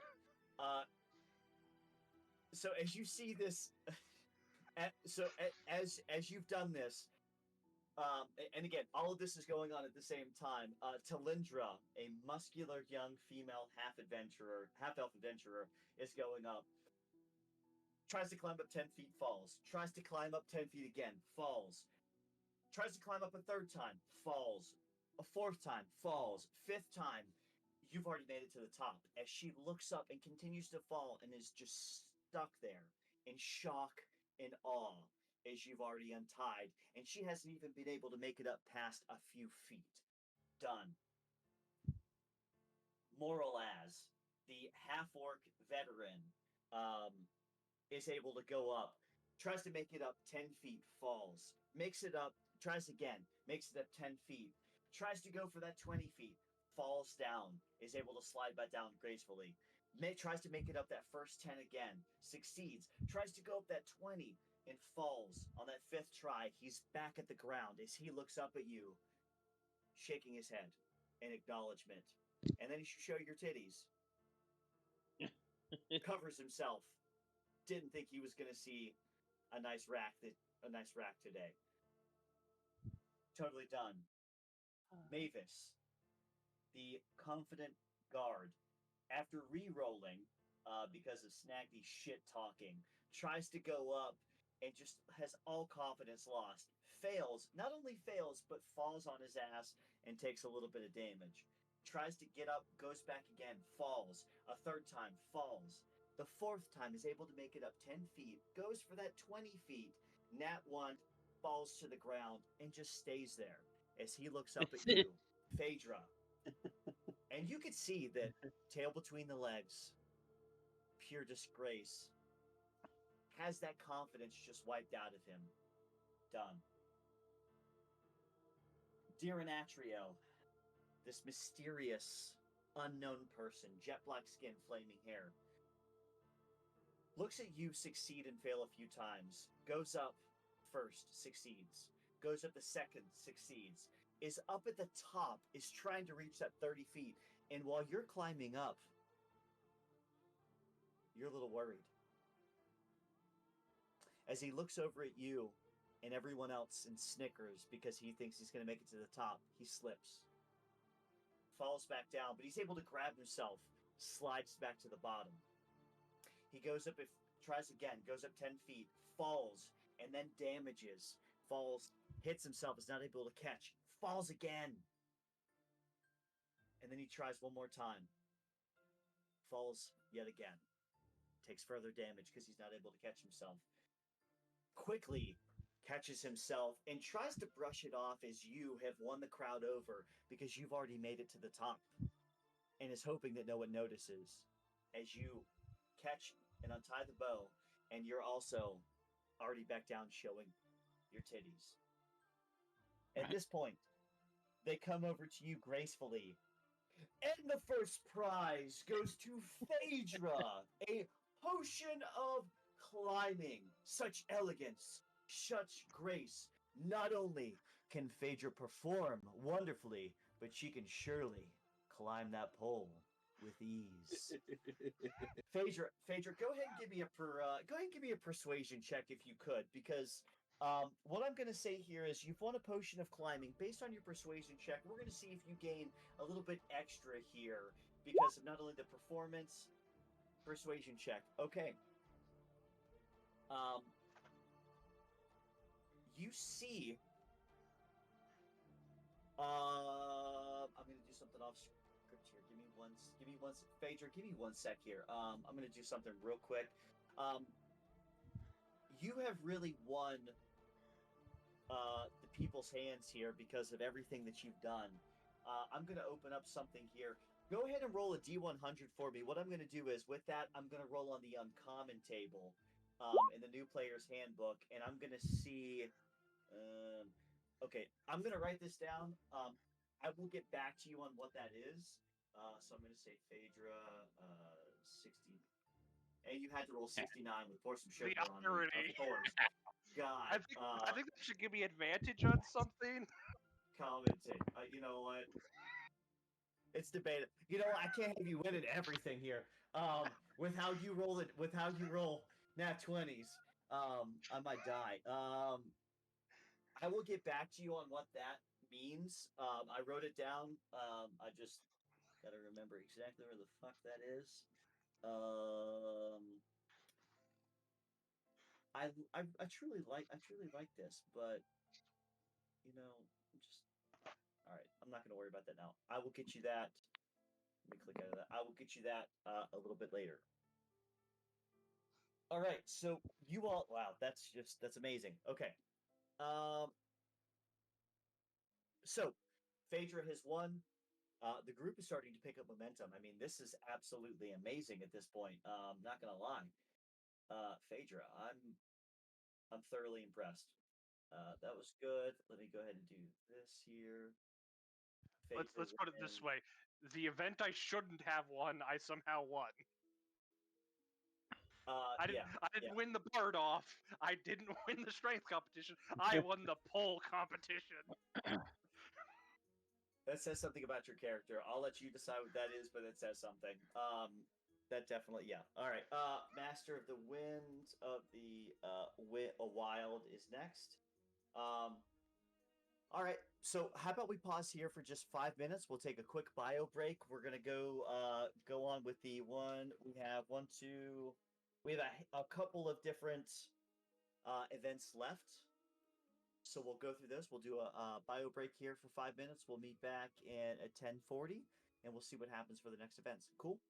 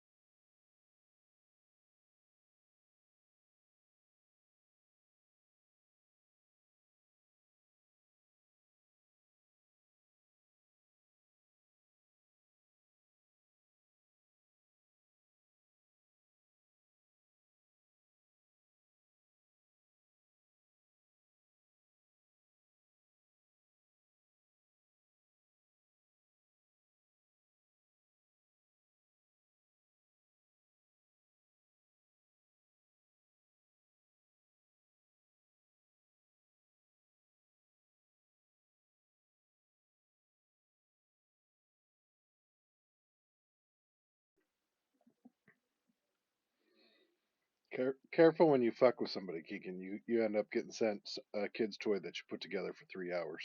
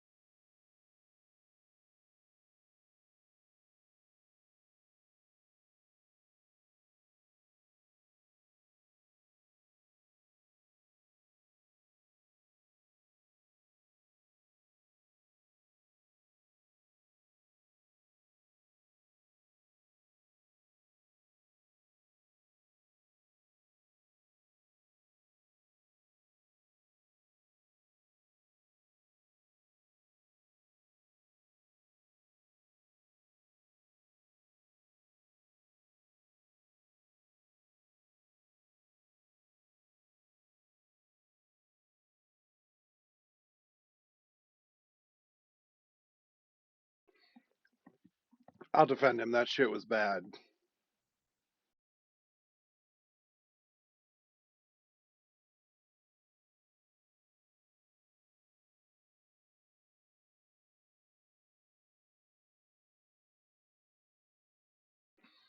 I I opened it to make sure like that it was all like packaged and it was like legit. It was not pleasant. I could tell just by looking at it. You're welcome.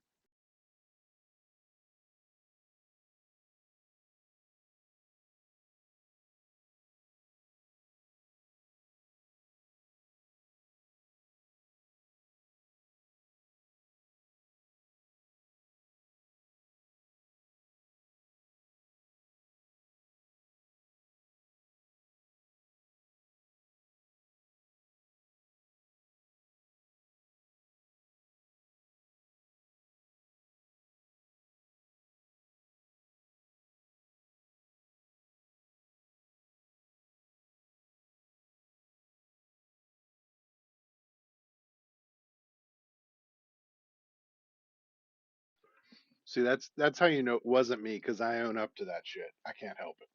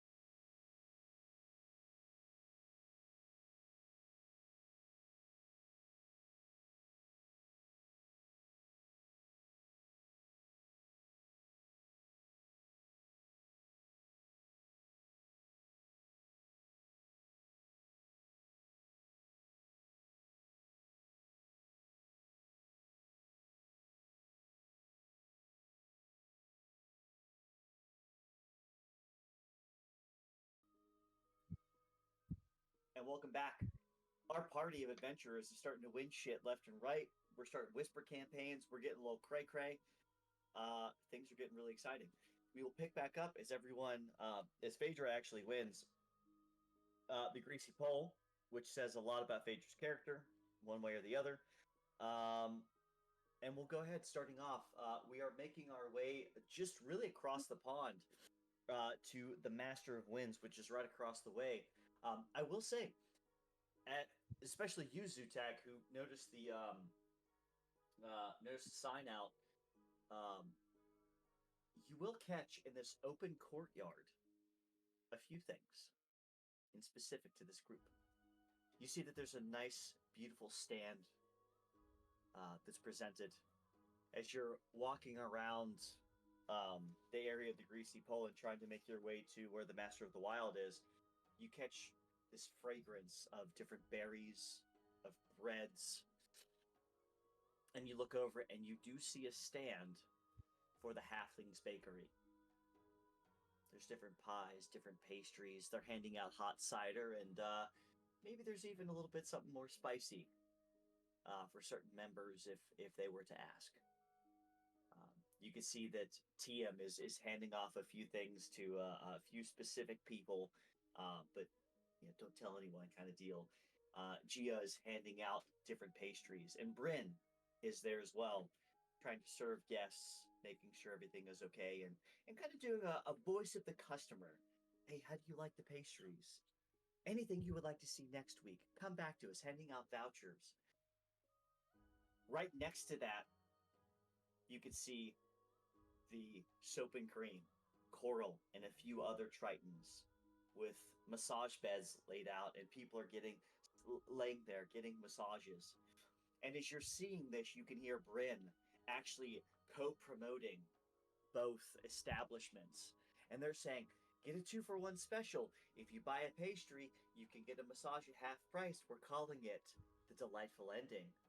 And you can see that she chuckles because she's a kid every time she says delightful ending. But people are starting to nod and take heed. And there's actually a line building up for both entities. You hear a lot of whispers about it as you walk through.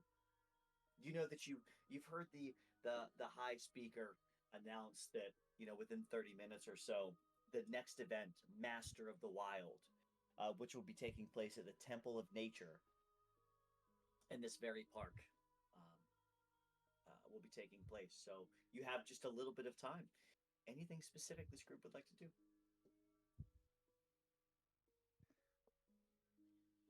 How backed up is the Halfling's Bakery? You can see that there are about 5 or 6 customers backed up. You see a Karen-esque person at the start of the line, just kind of chatting at him, not aggressively, but just chatting for a while and a while. I'm gonna sneak into the kitchen with Teo and Gia and be like, do you need some help? An extra set of hands? Do you want me to man the counter? You can see that TM and Gio are both pretty excited as Bryn walks up. She's especially excited to see you because you've trained her on a few different things.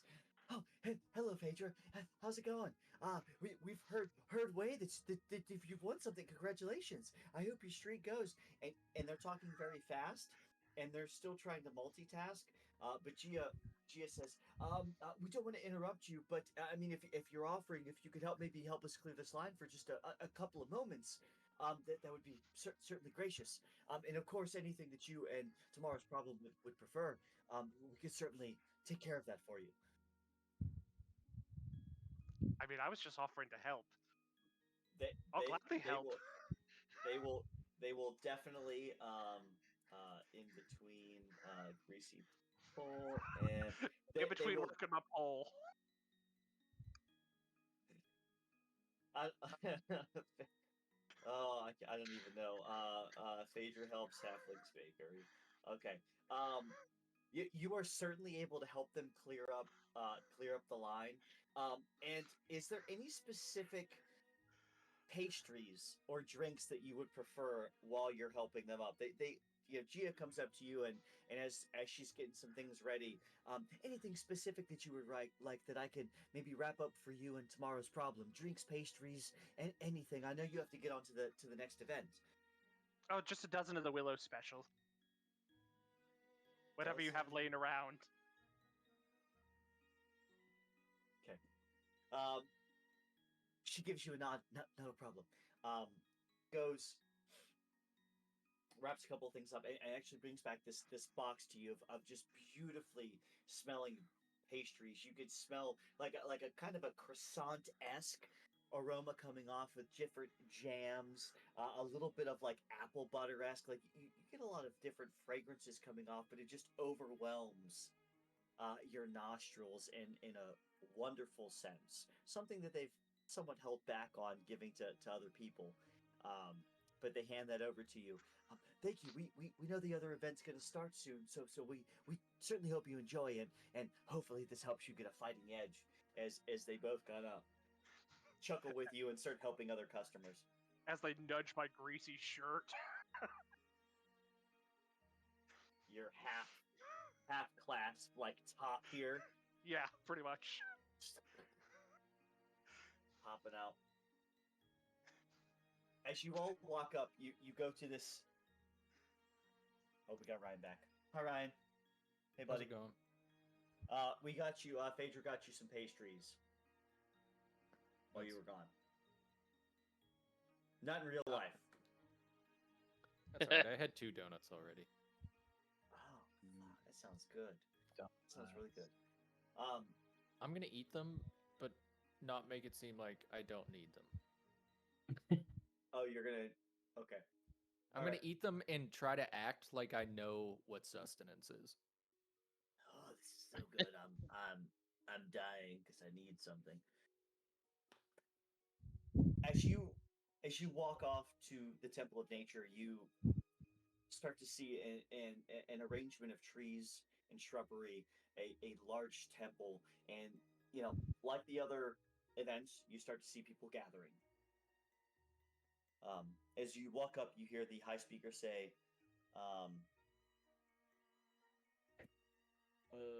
what is the, oh geez.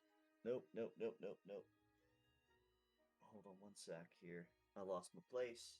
Let me see what this event is. Let me see what this event actually gives you. Might be everyone.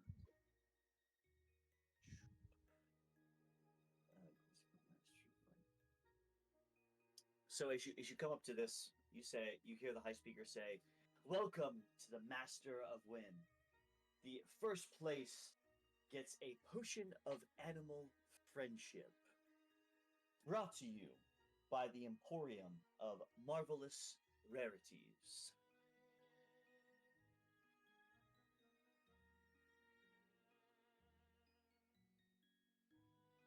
So, as you go up, you know that this is a quiz style game. So what you have to do is you have to blow on a dandelion, and the first person to do so gets to answer a question first. If they get it right, they get a point. The first person to 3 points wins.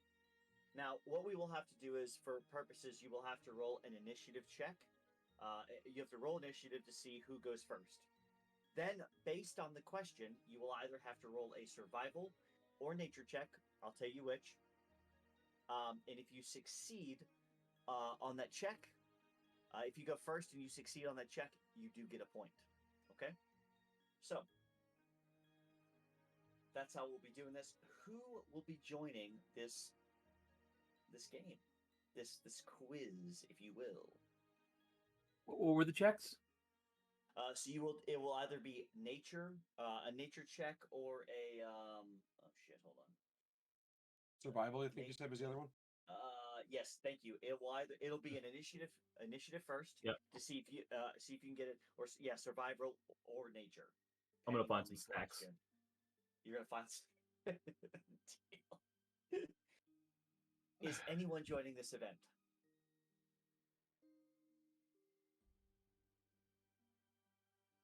All right, in that case, I think I'm signing up for going to a snack booth. But in actuality, I managed to make my way into the event again. All right, deal. Thank you. All right. So this is perfect. We will see. Let me just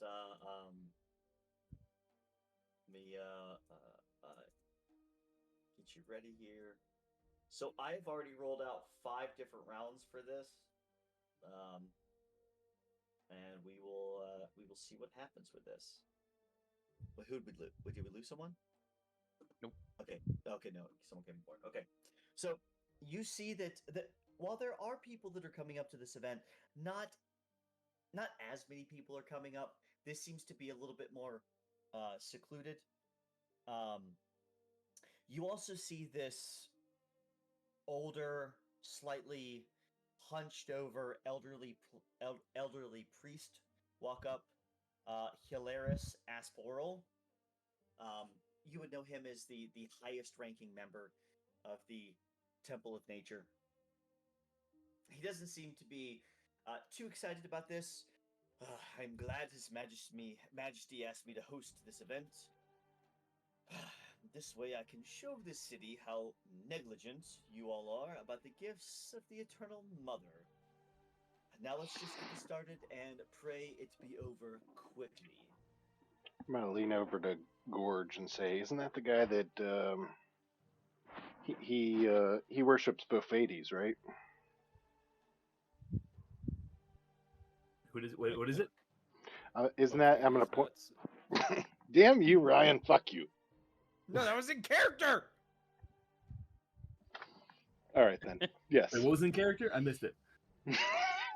I said to Gorge, "Isn't that the guy that worships Bophades?" And then Alara leans over and says, "Bophades nuts."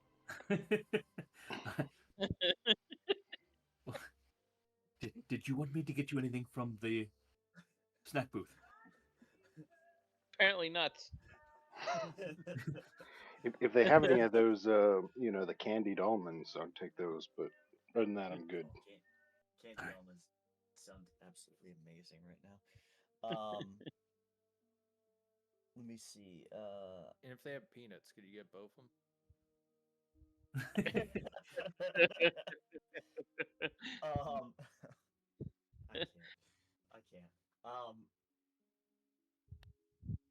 All right.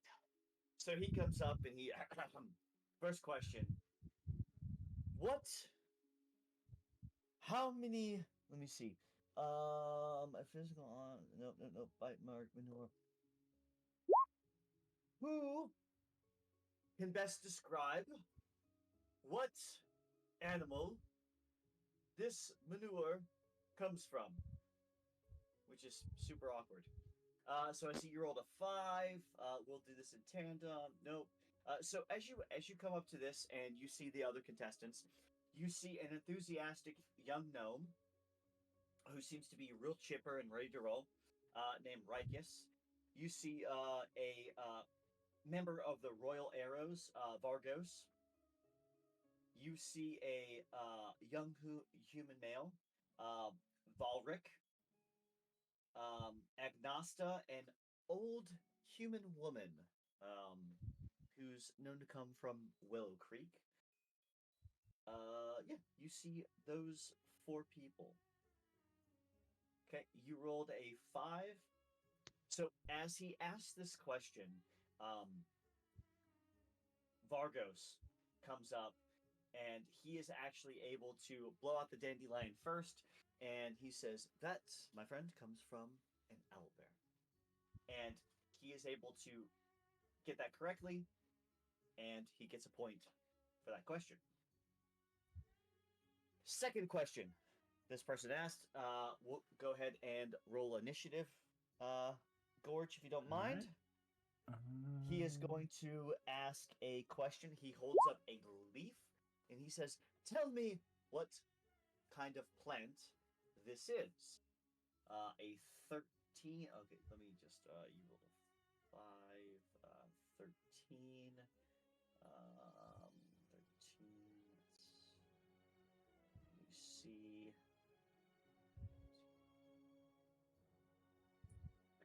Agnosta, the old human lady, surprisingly enough, blows it out before he even really asked the questions. And she says, that is poison oak. Correct. Point. Third question. Go ahead and roll initiative, if you could. This is. Man, I think there's something wrong with your buzzer. You know what? He holds up a piece of bark, and he asks, "What tree does this come from?"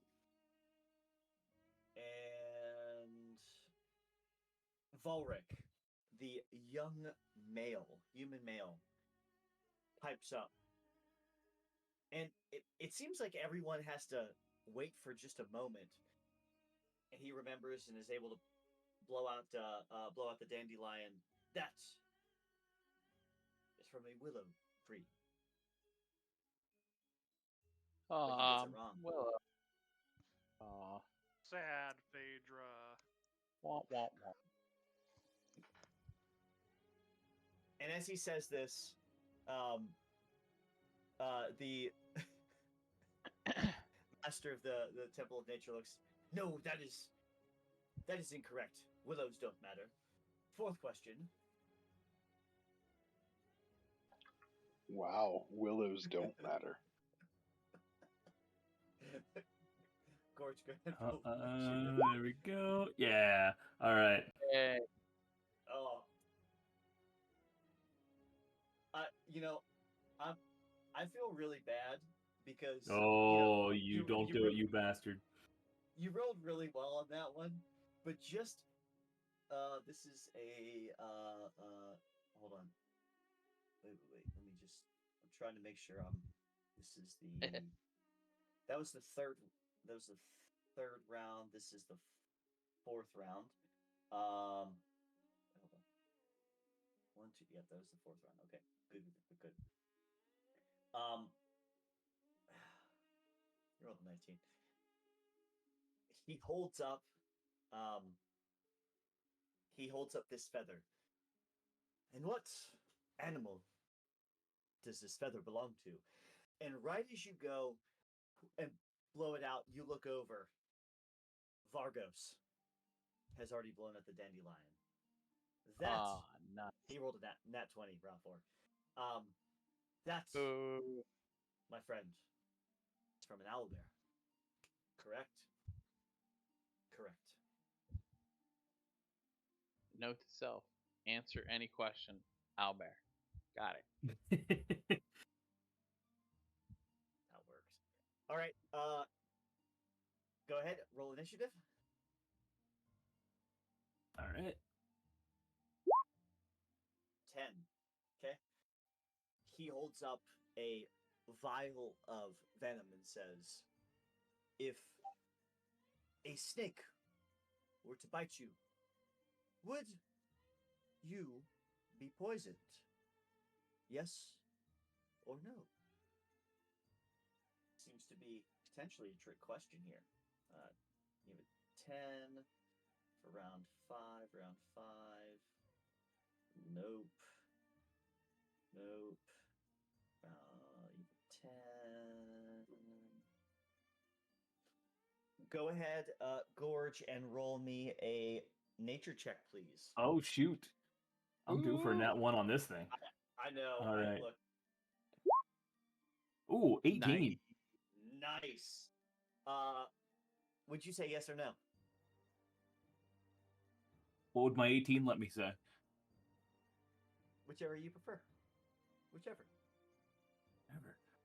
I'm gonna go with yes. As you look at this, you can tell from the tint of the liquid in there, it seems to be a dark greenish cover with a swirling silver tune to it. Oh shoot! Never mind then. No. I know that venom. No. You know that is from a poisonous, rare snake that is found in dark, deep woods. Yes, is the correct answer. You have gained a point. Most snakes are actually venomous, not poisonous. I would be poisoned, but the snake would be venomous. Just putting that out there. Disqualified.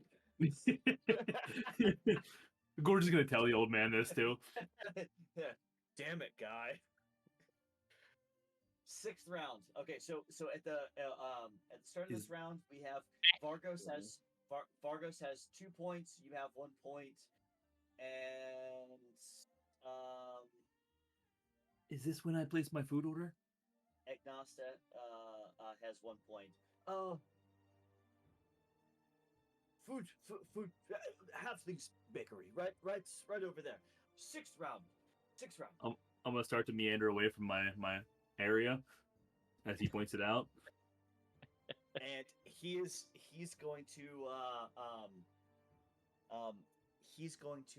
hold up.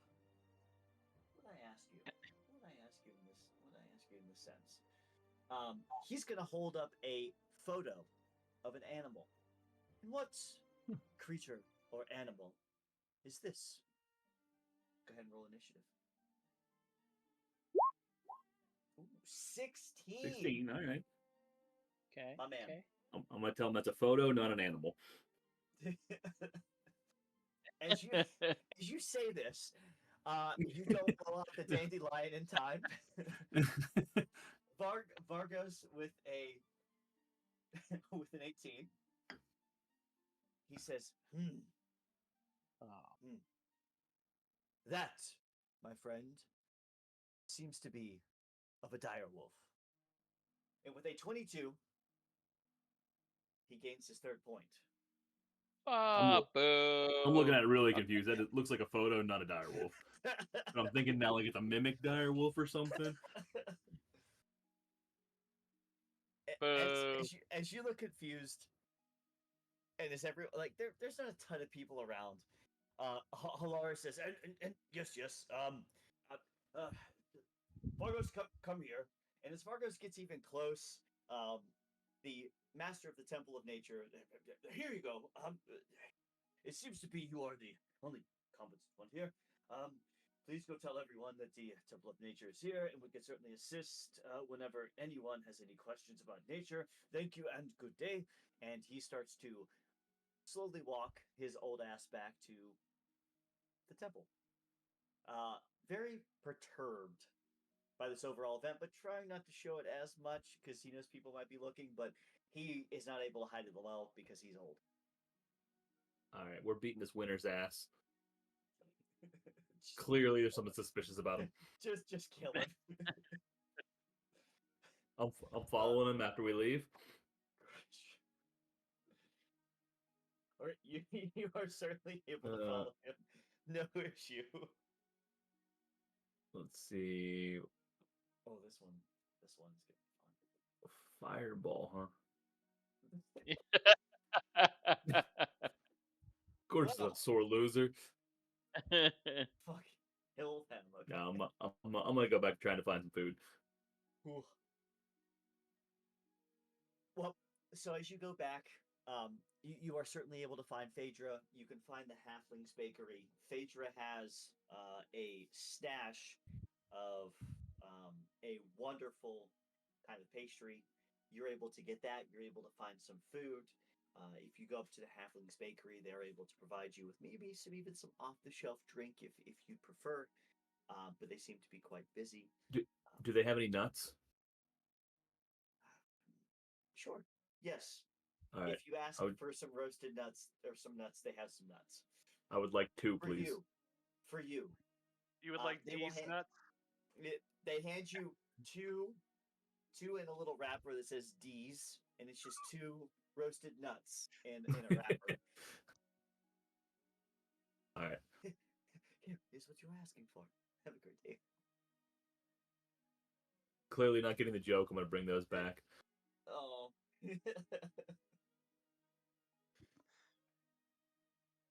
They gave you 2.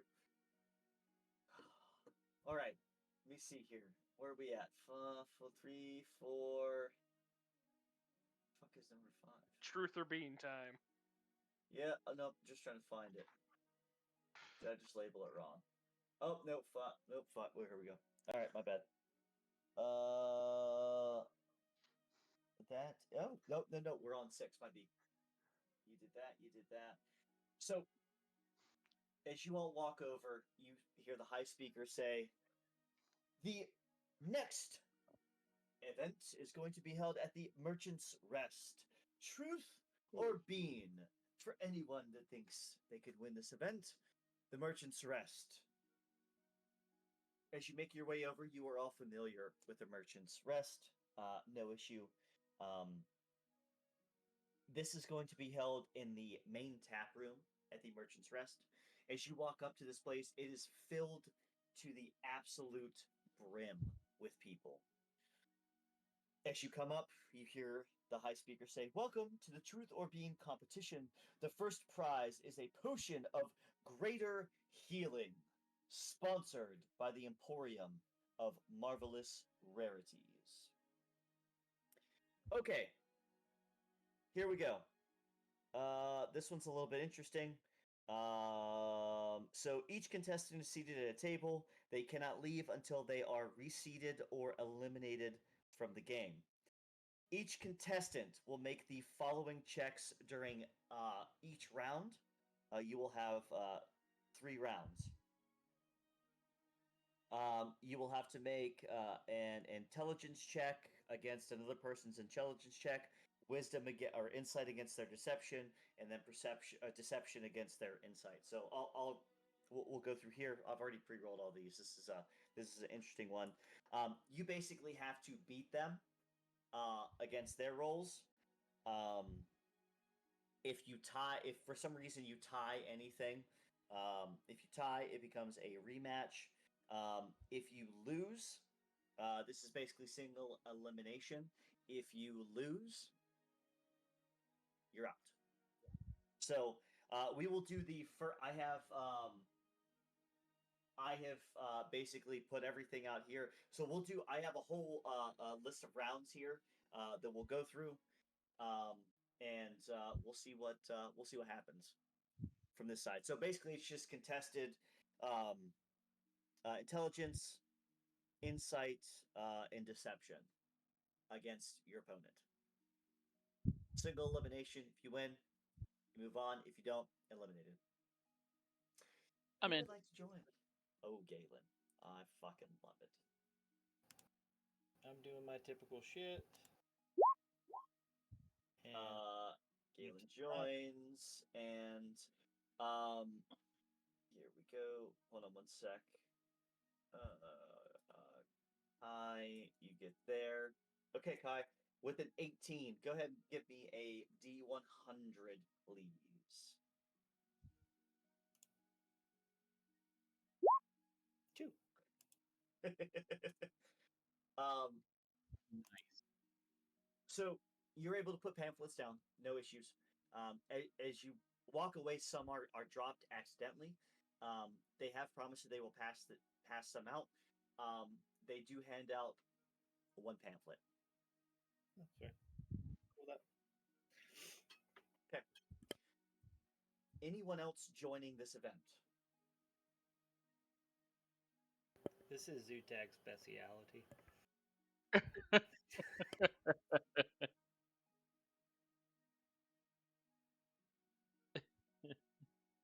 All right, Galen.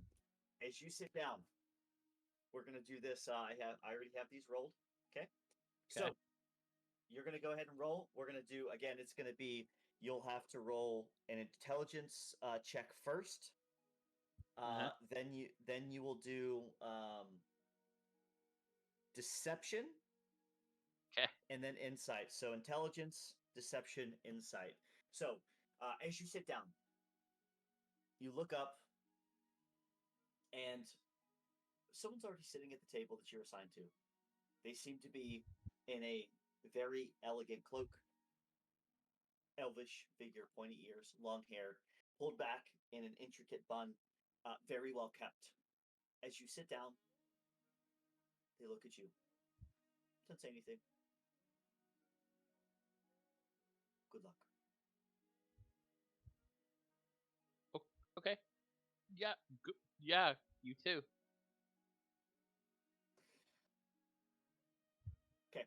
So if you could go ahead and roll an intelligence check. Okay. Intelligence is my strong point. A 0.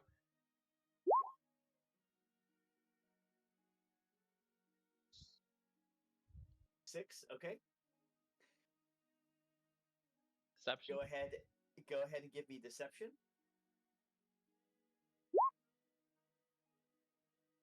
Okay. And go ahead and give me insight, please.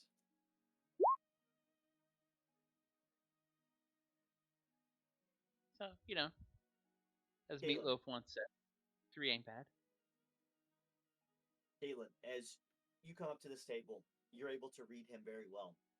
Your first round with intelligence, you fail. He seems to be able to pick up on you.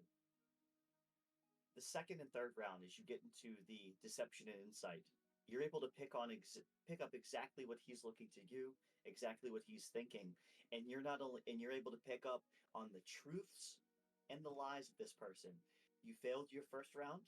You won the second and third against a master level opponent. You move on to the second round. Galen, go ahead and give me. You move on to the second. Go ahead and give me intelligence. Go ahead. I changed my wardrobe, the wardrobe, so it looks exactly like that guy's robe that he was wearing. Fuck yes. Okay. Well, Galen, intelligence, insight, or intelligence, deception. Hold on. Intelligence 5, deception 25. Ooh. Okay. Fuck. Galen. Boo. Very similar thing happens. The first round, you're not able to pick up on the truth. The second round, you are able to pick up on it.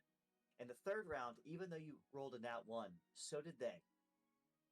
Ooh. And you have a better insight over their deception. You just squeak by an easy opponent for round 2. Round 3. These clothes are bad luck. I'm going back to my normal clothes.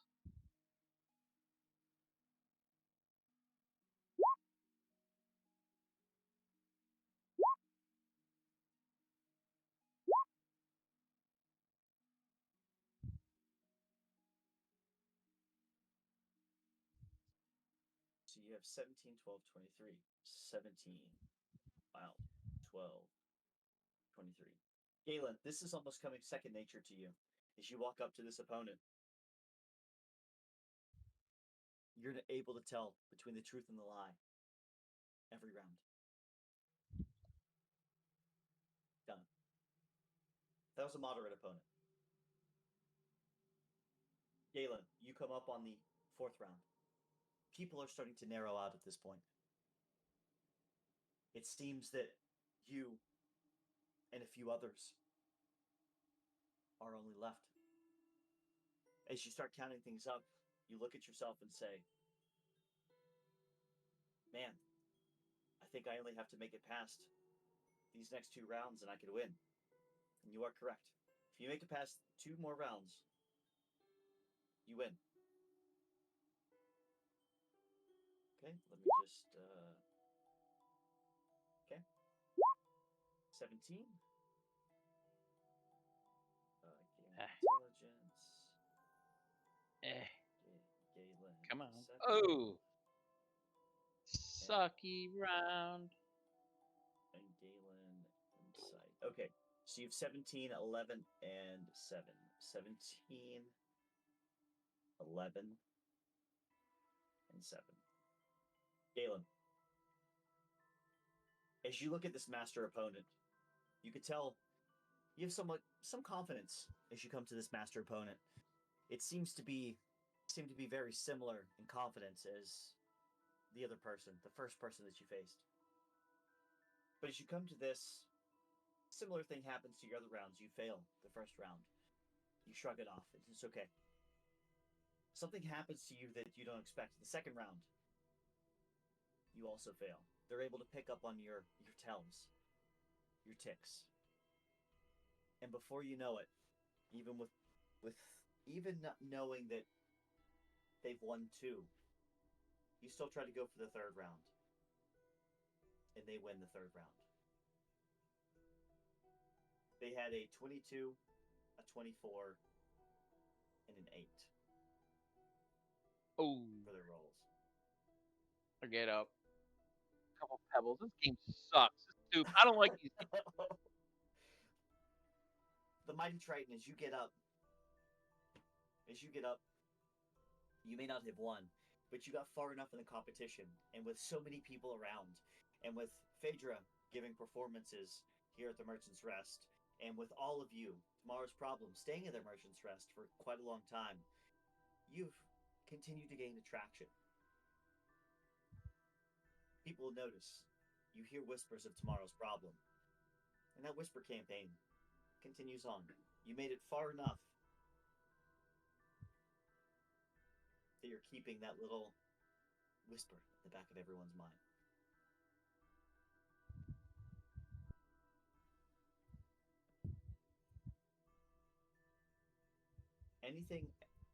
Is there anything anyone specifically wants to do here?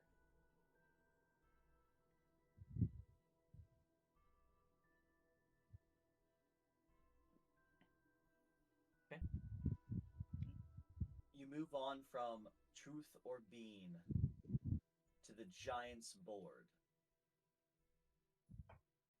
Looks like a giant chessboard. It's actually in a familiar place, outside of the buried tower in an open field. It's a giant chessboard that's been created. You had heard the High Speaker announce that the Giant's Board competition right outside of the buried tower. Anyone is welcome. Sponsored again, as always, by the Emporium of Marvelous Rarities. As you walk up, you hear that, welcome to the Giant's Board. First prize is a potion of growth, sponsored by the Emporium of Marvelous Rarities. It seems that there are a decent number of people watching this event. Many people have already returned home for dinner. It's starting to get a little bit late. And you start to hear scuttlebutt of these last competitions and saying, oh, we have to eat. We want to get ready for the Battle of Champions. You know full well that right now you have the Giant's Board and the Leap of Death before you get to the nightly event, the Battle of Champions. The event is monitored by Lara Marius. He is a bearded, strict, but polite human wizard who is also known as the Golem Controller of the Arcane Tower. You would have known him to be extremely powerful, very precise in his actions, but gentle in tongue as well. I presume everyone is prepared both mentally and physically. I would like to ask the first 2 contestants to please take their positions on the board. The match will begin shortly. So anyone can participate in this. This one is a little bit crazy. So you were going to be matched into pairs randomly at the beginning of the event by drawing names from an urn. And match is going to be between 2 contestants, and it's going to be decided by contested intelligence ability checks. For each contest won, if you win the intelligence check, you'll then have to succeed a strength check to see if you're able to move your desired pieces. So basically, think about this as like Wizard's chess, but you actually have to pick up your pieces and move them to a degree. If you fail your strength check, you'll drop the figurine, and it stays in place. It gets a little intense. As you are able to move and you're able to actually move your pieces, you will gain specific points. the first person to be able to win on an intelligence check and also win on a strength check. First person to get 3 points wins. So basically, win the intelligence check. If you win that, you roll a strength check. If you can move your piece, you get a point. If you can't, you get 0 points. Okay? So, first to 3 points wins. Now, again, you are able to cast spells on yourself if you would so choose to do so. Who would like to join this one? Since we're in pairs, are we able to cast spells on our partner since it's not outside help? Well, it's 1v1 on this one. I apologize if I explained that wrong. It's 1v1, so it's you versus someone else. You can still only cast something on yourself, though.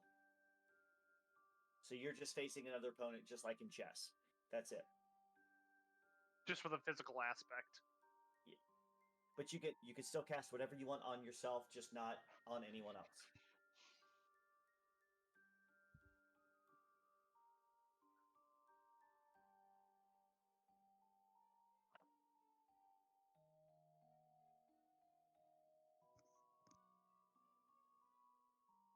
No?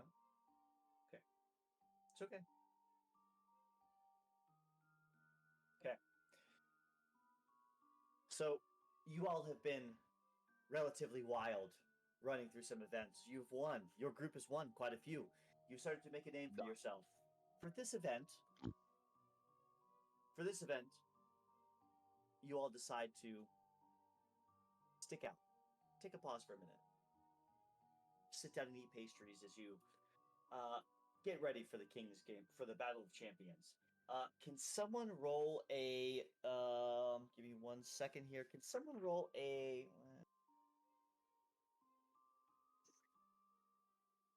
Can someone roll a D4 for me, if you don't mind, please?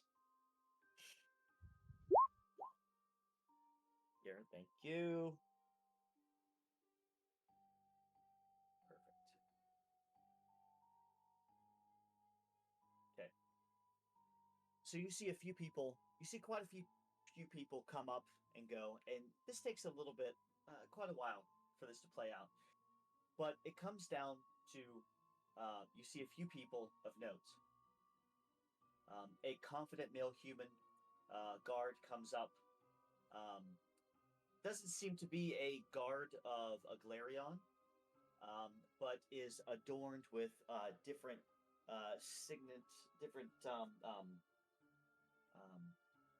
inscriptions on their plate mail. And you would notice that they're from outside cities, the Drail cities of Zolt. You see Mizir, a middle-aged tiefling wizard. Vico, a young, muscular commoner, peasant clothes, but seems to want to prove himself. Lakos, a silver-blooded, dragonborn captain of the Royal Swords, gains attention. The team starts to battle things out. You see others start casting spells on themselves to make them stronger. You get a little bit of a surprise from Vico, the commoner, able to lift things up when other people are not. But as the battles ensue for, 45 minutes to an hour or so, it comes down to Mavis and Mizir. Mavis, the confident male human guard captain, and Mizir, the middle-aged tiefling.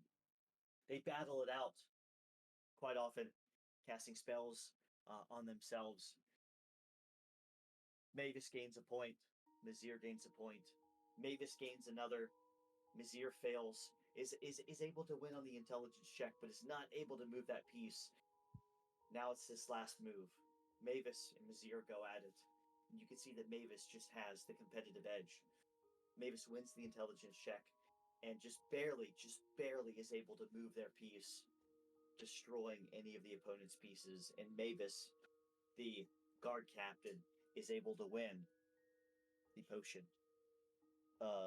Potion of potion of growth. Say potion of growth. Yes, is able to win the potion of growth. As you all have some pastries.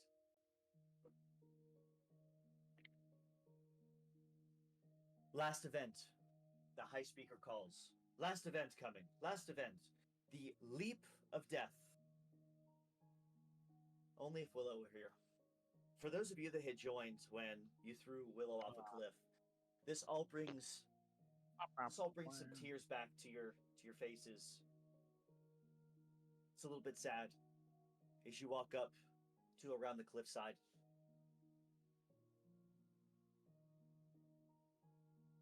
You all sit and think for a moment, heartfelt.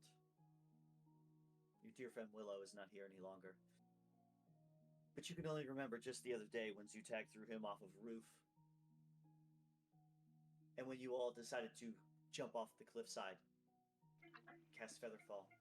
Allegedly. Assisted off the roof, I'm just saying. Assisted, yes. When Zutag assisted him off the roof. No ill intent. No ill intent whatsoever. Fuck, you trying to kid? I was trying to fix a problem. That's all I'm saying. Alas, you continue to move forward, and you can see that the crowd is gathering. People have eaten. They're ready to go for the last event, and then finally, the Battle of Champions. As you come up to the Leap of Death, you hear, "Welcome to the Leap of Death competition. The first prize is a potion of water breathing, sponsored again by the marvelous and wonderful Emporium of Marvelous Rarities." It's amazing. As you come up, the rules. Anyone can participate in this event. Each contestant has to jump into the sea from the podium. It requires a successful strength or athletics check, excuse me. It requires a successful athletics check to jump far enough from the cliffs to avoid crashing onto them. On a successful jump, the contestant gains 1 point. For every 5 points above the DC, you gain an additional point, meaning you jump farther. On a failed skill check, the contestant lands on the rocks and takes bludgeoning damage. During the jump, the contestant can try to add acrobatics to the successful jump. You will have to succeed on an acrobatics skill check. On a successful check, you gain a point. For every 5 points above the DC, you gain an additional point. You can reduce falling. You must succeed on a dex check. If you succeed on the dex check, you will succeed and you are able to maneuver yourself against the rocks and not fucking fall and kill yourself. If you fail, well, it's gonna fucking hurt. So, basically, if you jump far enough, you can add some pretty cool shit to it. The more points wins the game. And you will win a potion of water breathing.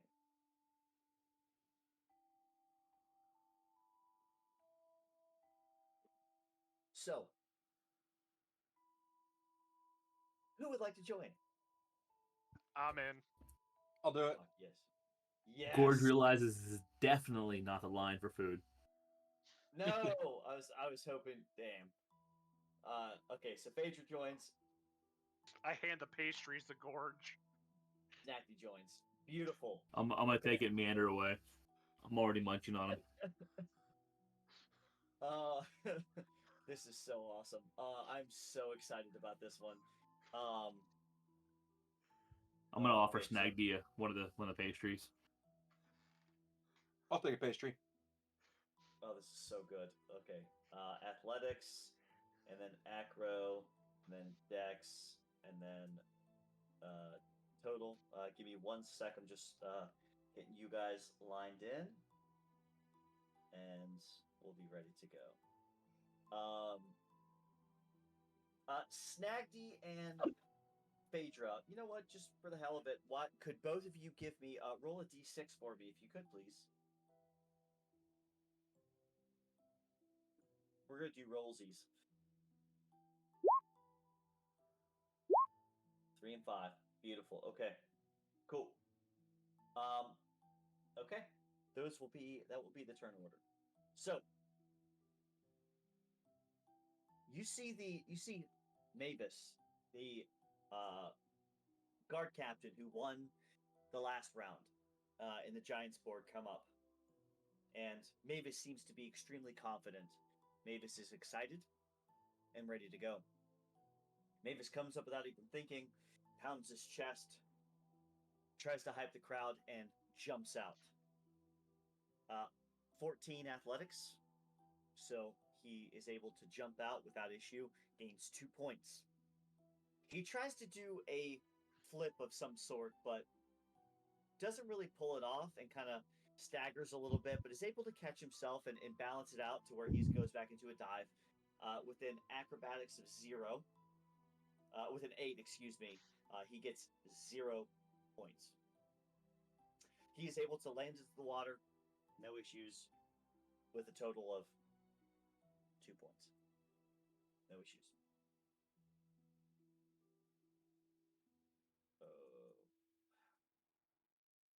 Borks, a middle-aged female human, comes up.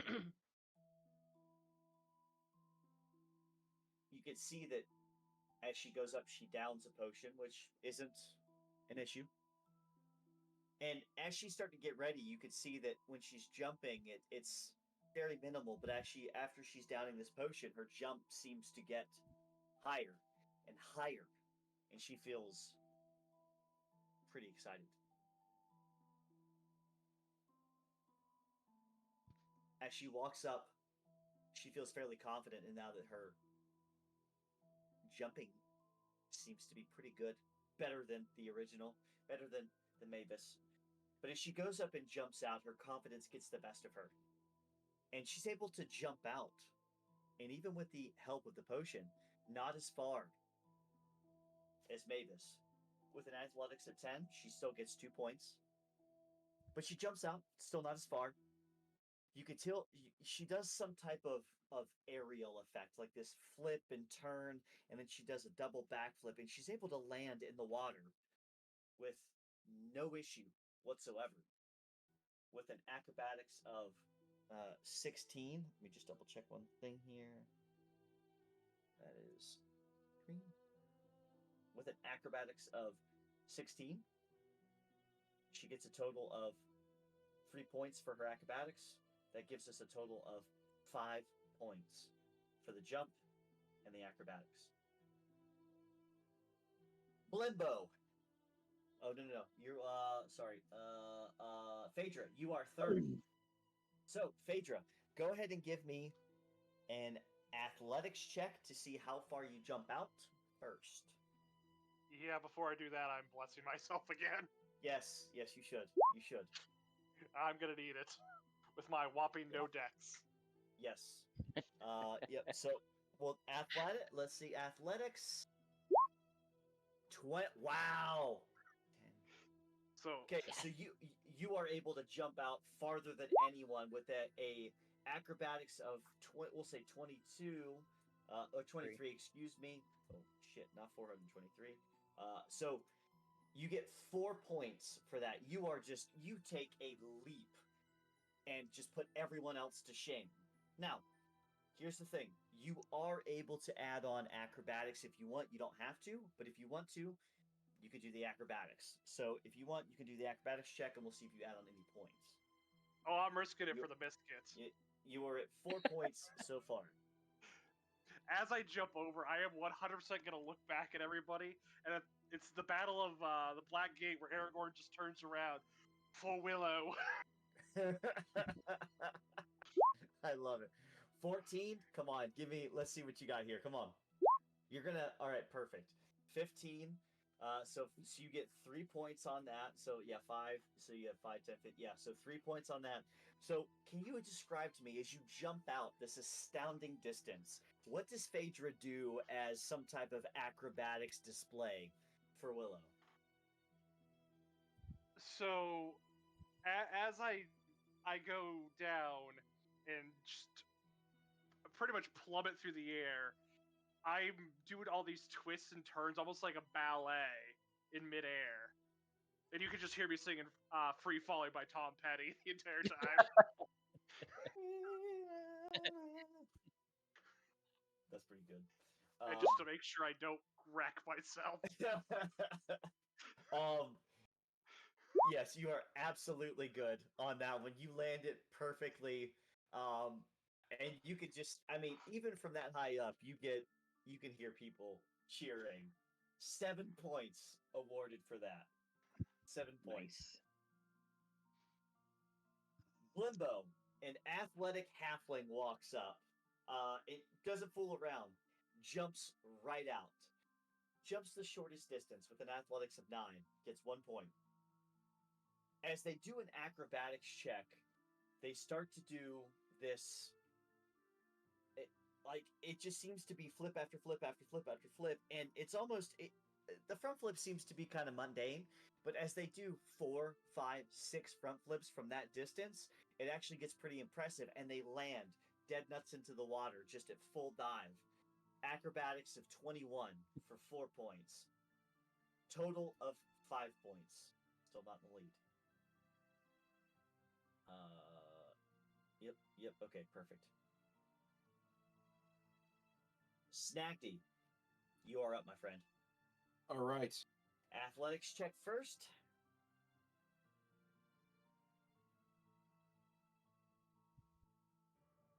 Comes the triple Lundy. 15. Here we go. 3. Okay, so 15. So 3 points. Okay, you are able to make it out. Not as far as Phaedra, but almost pretty much as far as everyone else. It's still a pretty damn good distance with 3 points. Do you want to add on any kind of acrobatics? Yeah, I'm gonna do that. I mean, considering I'm a monk, I'm gonna do a little like martial arts sort of flourish. Think like Power Rangers kind of shit, right? Fuck yes, you should. I'll cast minor illusion, do little like fireworks behind him. Beautiful. Awesome. Come on. What we got? All right. Sorry. What kind of check do you need for that? Oh, sorry. Acrobatics. Acrobatics again. All right. Perfect. You just hear What was Phaedra that name? from back in the crowd. Everybody wants kung 23. fu fighting. Oh my god. Nice. No, this is awesome. So, as you're able to pull this off, and all the excitement, all the kung fu maneuvers you do, with a 23, you get 4 points. So, you have a total of 7 points. And mind you, tied with Phaedra. Wow. Okay, didn't think you guys were gonna tie. That is absolutely amazing. Okay, this is perfect. And then you have Lilith walk up. A female dragonborn barbarian. Seems to be rather intense, rather vicious. Jumps off. And she takes one strong leap like a superhero leap with an athletics of 20. She jumps out very far, very similar to you, Phaedra, with 4 points. She adds on a little bit of acrobatics, but just does one flip. Doesn't seem to be comfortable. Seems to be rather stiff. With an acrobatics of 6, only gains 1 point.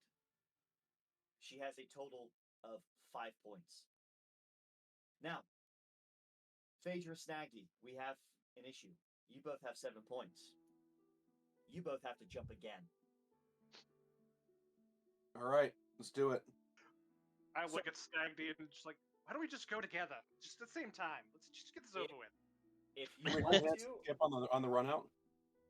if you absolutely, you can. I'm gonna 100 start. points.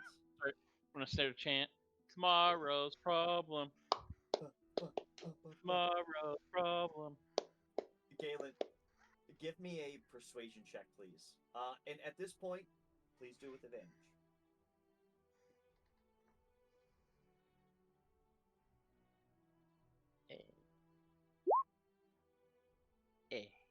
There you go. 19. Galen, you are able to get the crowd roaring with a 19. You're able to keep them going. They're excited. And so Snacky, Phaedra, do you both run off and hands in the air like going to town? Is that was that accurate? I mean, if that's my Snaggy's plan. down with it. I don't want to. Okay, hold on. Let me figure out where you.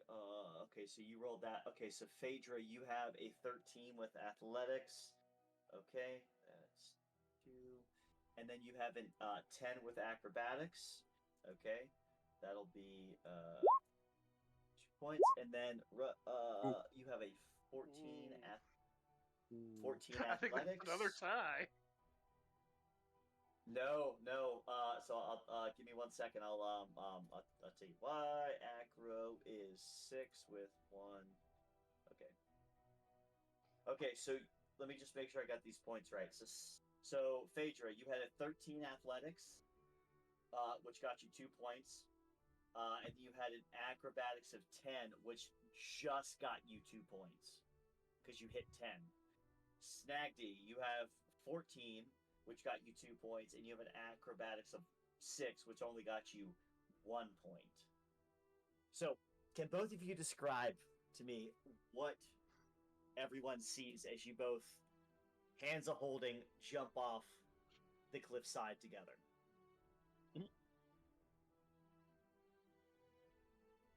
I'm gonna pretend I'm Mary Poppins with an invisible umbrella.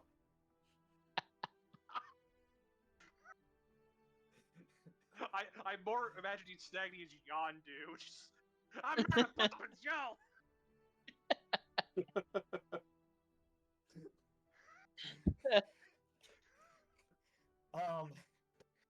Oh my god.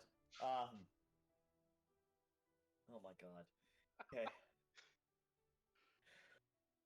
As you both jump out and do your wonderful maneuvers, everyone is watching. You hear as you're jumping off the crowd cheering, "Tomorrow's problem," duh, duh, duh, duh, duh, and it's just hyped you up. Phaedra is able to pull off a little bit more of an acrobatics maneuver, gaining Phaedra 4 points over 3 points, with just skinning by, winning the greasy pole and the leap of death. Phaedra, you come successful with a potion of water breathing from the leap of death. Phaedra wins in sudden death. Hey, Snagdy, which one do you want? The climbing or the water breathing? That's awesome. I'll take the water breathing. Have at it. Wow. You also get the 7 silver from her stripping.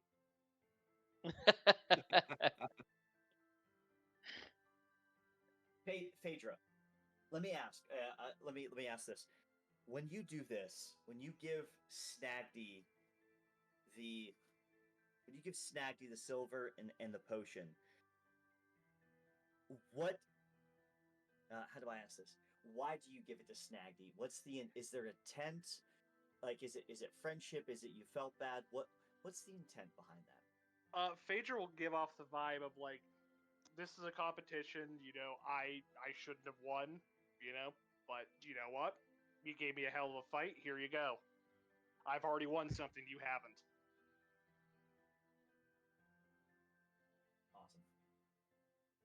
Awesome. I have to say, out of character, I figured you guys would make a splash, no pun intended, in the Kings games, which is awesome. I didn't expect winning a couple of different things, and then the Whisper campaigns. So, hats off to all of you. It's awesome. This is just so fucking awesome. Yeah, this is great. Okay. So you have won, Phaedra. You have won the leap of death. You have shown chivalry to a fellow companion. Is there anything you specifically would want to do before the Battle of Champions?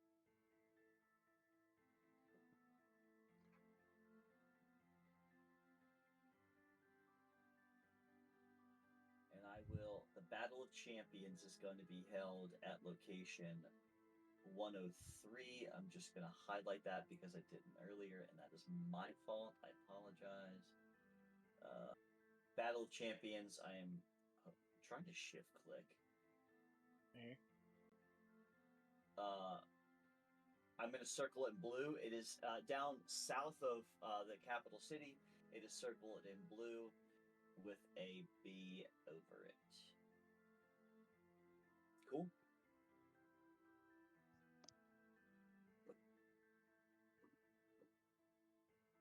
Anything specific anyone wants to do before we get to the Battle of Champions? And what is it? Is it? It's like a cathedral or a coliseum. It is. It's like a coliseum, like a battle arena. To a degree.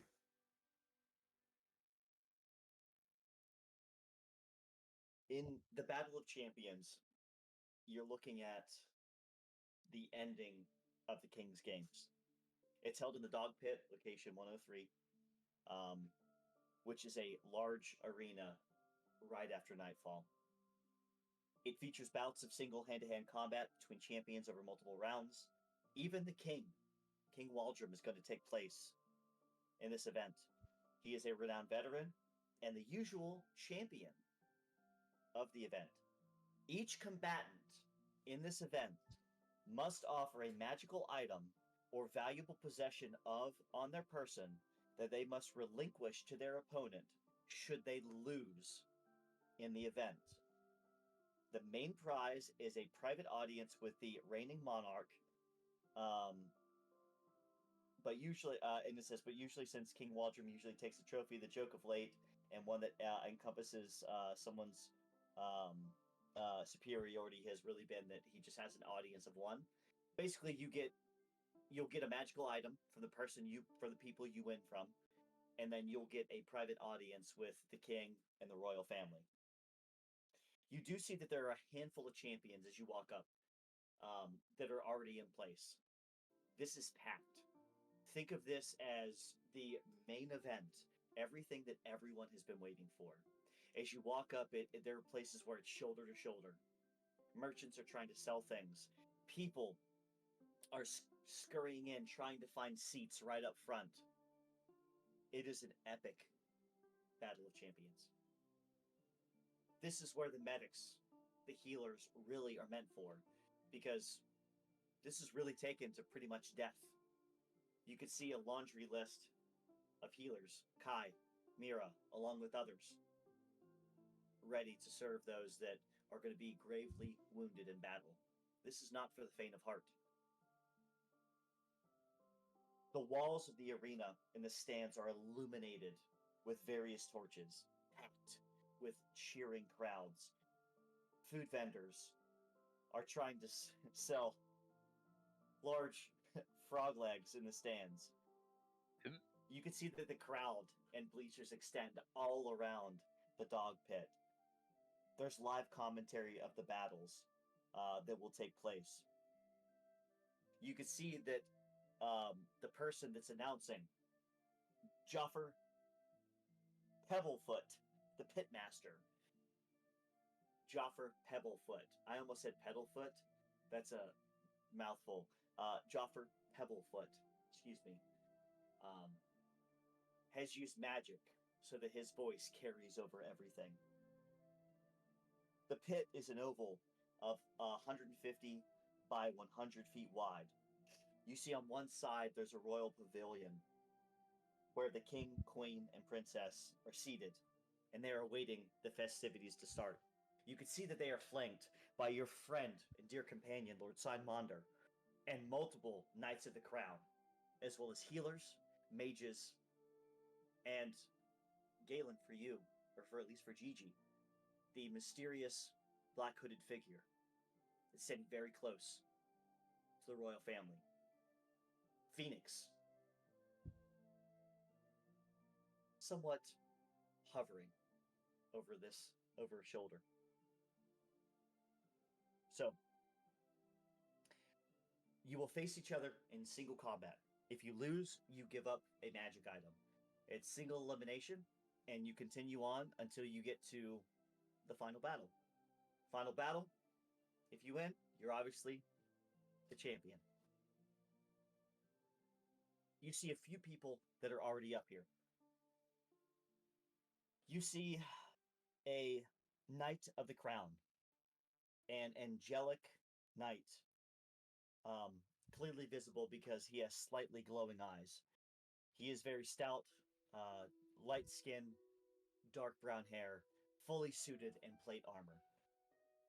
Greatus is one of the Knights of the Crown. Pavlopov Wolffang, an orc barbarian from the lands beyond in the north.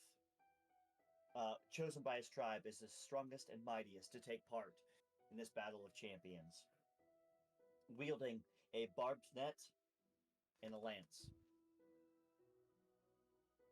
Cagrian Ironside, a gruff dwarven weaponsmith, fully decked out in plate mail. A brilliant helm affixed his head with different opals and rubies, holding a flail in one hand. Vagri, a traveling monk from the Shandor Mountains, mastering the ways of the Stone Fist. He seems that in places of his body where you think it is chiseled muscle and toned skin, it's actually rock, stone. Where you think his body has become one with nature, one with the rocks. Kay Tally is a half copper dragon sorcerer, walking up in green armor, adorned face with different rubies and things, and then a large afro. You see the king, who you know will be joining as well, affixed in his full plate mail. Large Spriggan shield to his left, and falcon blade to his right. And lastly, the noted Raven Knight, adorned in full plate mail, black, with golden trim, full helmet with raven wings coming from each side. You see a few others, but those that have been mentioned are the ones to note. You hear them shit-talking each other. I greet you all, worthy opponents. Let us not forget that this is purely a contest. It comes from Greatus. Pavlopov looking at everyone. You want my stuff? You want my net? Come take it. Cagrian. You see this flail? It has been quenched with special mineral oils. Visit my shop if you want something similar. He seems to be pawning his own goods, his own wares, to others as he talks to the crowd. Vagri looks over and calmly says, it takes time. Carve a mountain. Hey, Tally pulls up a little figurine of a lion. Say hi to my kitty. She bites. And the Raven Knight, stoic inside. Does anyone from Tomorrow's Problem wish to join the endeavors? And if so, what item will you be giving up as an offering?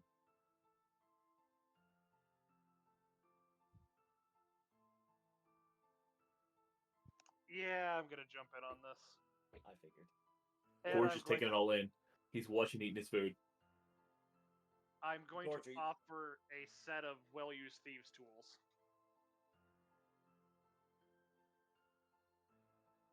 Hold on a sec. Magic Thieves tools? Hold on one sec. Let me look at one thing here.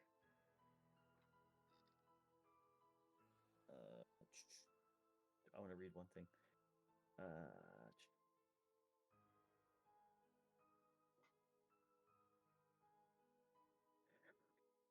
Phaedra, as you look at what everyone else is offering, you can see that. Let me just. So Grados, I'll explain this of what they're offering here. Grados is going to offer a +1 silvered short sword, which is a family heirloom. Pavlopov is going to offer his barbed net of entanglement. Hagrian is going to offer his Helm of Brilliance. Vagri offers a +1 adamantine quarterstaff. Tali is going to offer a figurine of wondrous power. The Raven Knight holds up a magical flaming sword and offers that.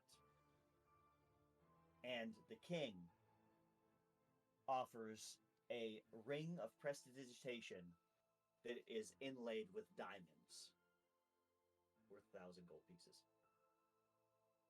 Just to set that for reference, they offer up some very interesting stuff. So Phaedra, knowing what they offer, what do you try to offer outside of the thieves' tools?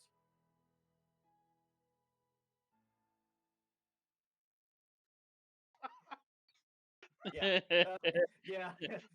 It's Because honestly, for like some- we really don't have any magic items. you guys do have a couple of rare things, but you would have to ask your associates to pawn those for you. Unless that am I +1 longsword's still floating around. am I close by?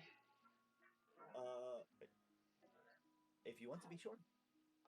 I will reach into my pocket and tell Phaedra to open her hand. I opened my hand, and if it's the fucking coin, It's a fucking shit. coin. I have faith in you, Phaedra. I don't. But sure, I offer up the coin of chaos. I think Kai's gonna walk out of the. Oh my god. Okay. Zutag gives. Okay, go ahead, Kai. Yeah, Kai's gonna walk out of the medical tent, and he's gonna limber up a little bit, tighten up his New Balance shoes, and he's gonna enter in as well. And Is he gonna take his fanny pack off first or no? Yeah, the thing. Yep. Yeah. No, that's it's on everywhere we go, folks.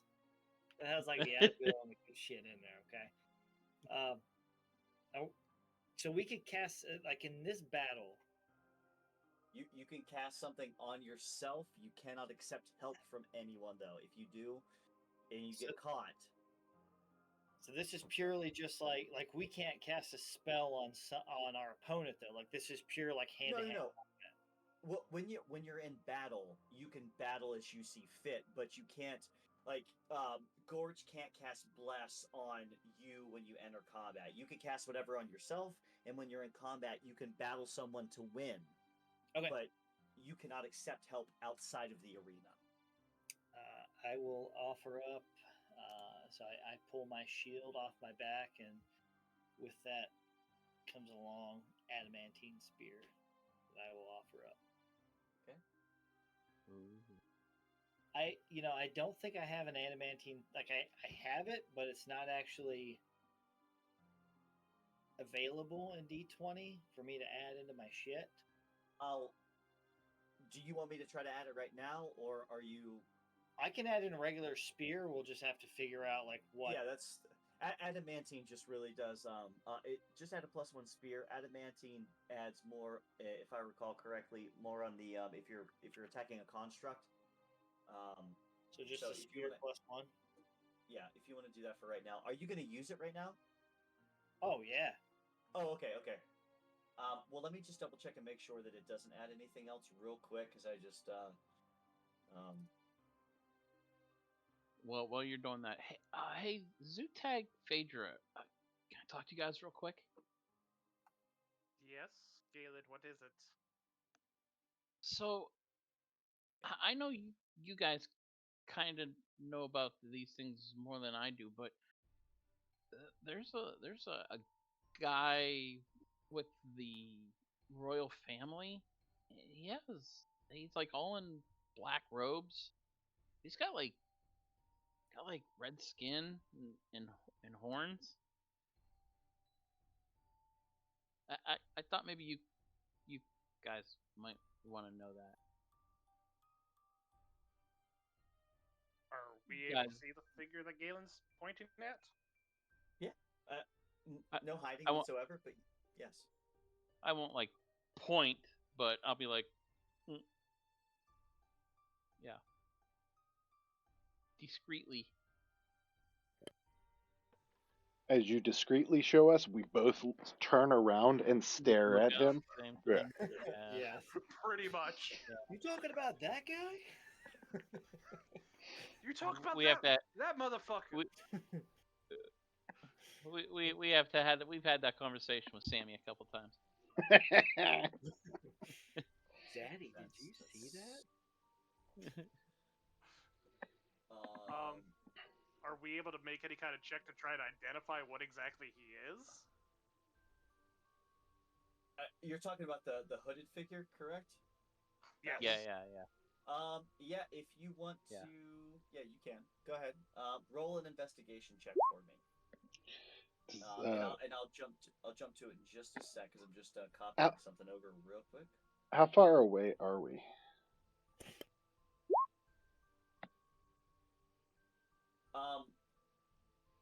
I'd say that you're probably because you guys are all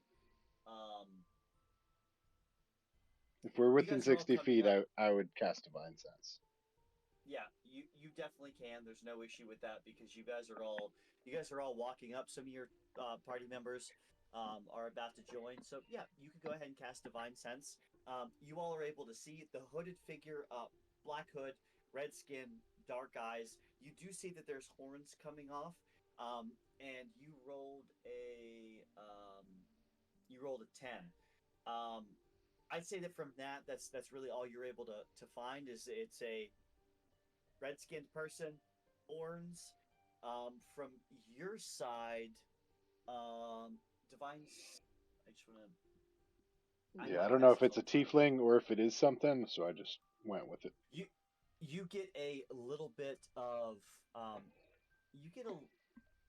because of the essence of a tiefling, of how a tiefling is created. You do get a little sense of something seems to be a little off about this character.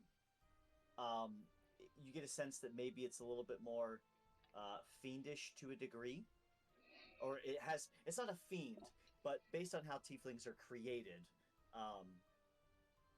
you get a little sense there's a little bad juju. But it's not like a full fiend, a full demon, or anything like that.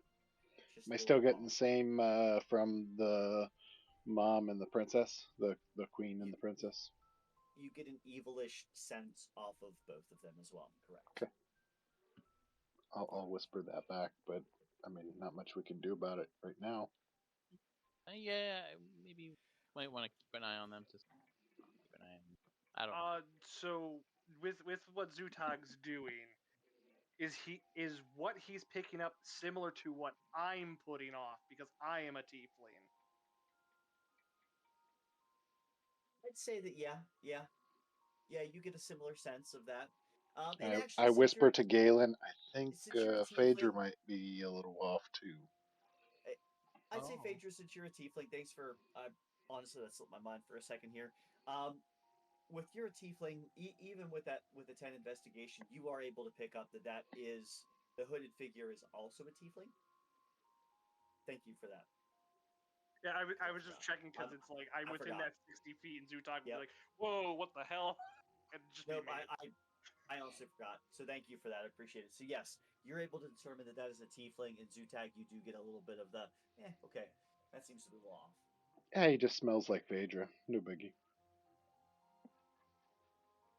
Probably an old boyfriend. Nothing to be concerned about. All right.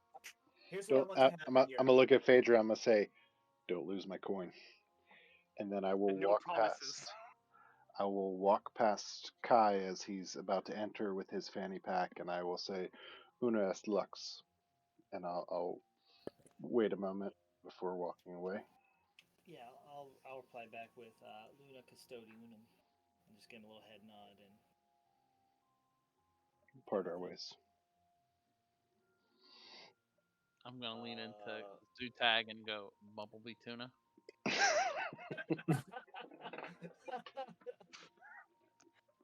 Chicago. Your balls are showing. Kai's gonna hear that because Galen's like Homer Simpson whispering, and he's just gonna chuckle a little bit as he's walking away.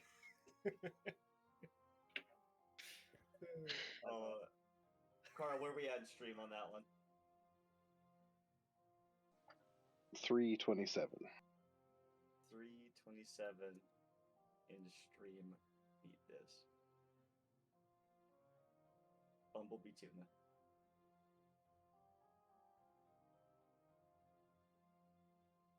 That's awesome. All right. So, as you go through, again, you hear a lot of people shit talking, and everyone's ready. Everyone's looking to go. You see the king stand up. Champions, prepare yourselves. This is going to be a battle to the end. No worries, as we have healers on the ready, should you lose. But if you do lose, you must give up the weapon or magic item that was offered here. Good luck to all of you. I know that everyone is excited. This year I can feel is going to be especially great. We declare that the Battle of the Champions has commenced. We thank you for your offerings that you have made and for your brave and noble spirits. May the best combatant triumph again as the crowd laughs because he typically wins. So, let's just to start this off. Okay, so Phaedra and Kai, I need you guys to go ahead and both roll an initiative. Go ahead and roll initiative. We're gonna see who's gonna go first. Yeah, Phaedra definitely not gonna. Okay, Not me. cool. It's gonna be Good. Kai. Yeah, I'm gonna make a little. I'll take off my hood, my coat, and my eye patch kind of lights up a little bit. And you can kind of, it's like ethereal, so you can almost see my eye through it. I'll say a little prayer to Seluna and cast Vigilant Blessing on myself. Okay. And I'll take the advantage on the initiative. Okay. Okay, that only gave me one. Hold on. Can everyone see the screen that we're on right now? The arena. I can only see black. Oh, Yeah. Okay. One moment. Sorry about that. I just that didn't move everyone over. My fault. All your screens all look alike to me. You know what? That's rude. That's how you get in trouble. You all the same. I'll keep control like the Zootog. Wow. Jesus. Can everyone see the screen now? Yeah, I have a dead Nope. Willow. What the fuck is Willow there? Yeah. There we go. You're dead. I got nothing. Oh, That's awesome. you guys, it's still black. Fog of War's on. Okay, I know it. Say turn daylight mode on. There we go. All right. Please tell me you can see it now. Yes. Yeah. Yes. All right. So everyone is here. Kai, you were going to be up first. Kai, I need you to roll a D10 for me, please. 2. Right before this battle starts, I will cast Bless on myself. Okay. So, as you come up first, you are going to be,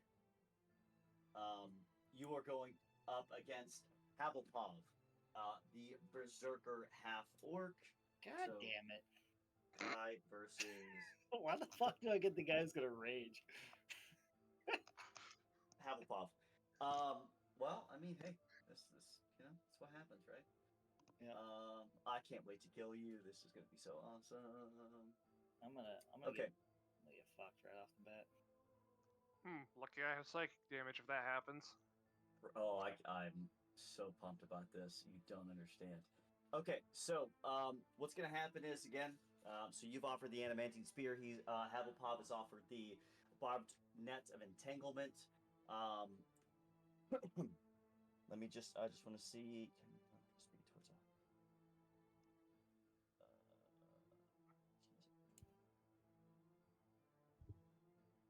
So, as you walk up, you see the Havelpovs there.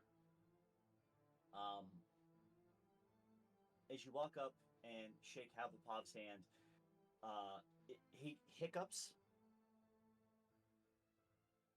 and he starts to talk a little bit of shit to you. But now that you're closer and you know that Havelpov was talking some shit earlier, you get a sense that he's not all there.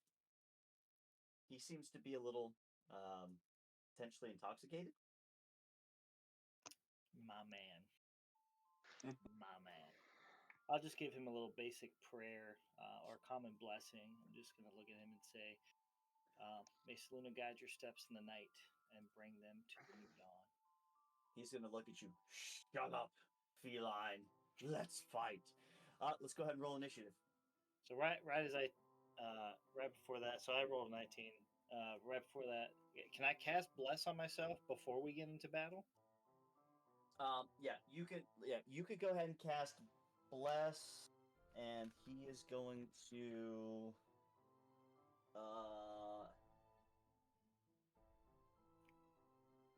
Okay, that's fine. Okay. Cool. All right. So I'm first, right? Yeah, you won. He got a 12 and you got a 19, so you get to go first. Yeah, I will look at him. Let me just make sure here. What's the measurements here? I'm assuming we're fairly close, so I'll move up. Yeah, there's still 5-foot sections. I cannot move 5-foot squares. I can't move my thingy. 1 sec. I'll fix that. Hold on. Sorry about that. Yeah, are we supposed to be seeing the initiative counter? Yep. No, I haven't put up the initiative counter. I just Okay. Since it's only 2 people, I just said, yeah, it's okay. All right. Wait, hold on. There goes 2. Oh, there we go. This is interesting. Why are you Phaedra, Rusty, Carl, Ryan? Why can I not? I can theater of the Let's- mind it. I'm fine. Is it because he changed his name to Kai on Roll20? I'm just. Well, you should be able to. You can't move your character, Keegan. He's gone now. Okay. Go ahead and try to add your character back in. Just add him to the Yep. just add him back to the battle map, because when I add, so you have access to him. Just drag him over and see if you can add it back in.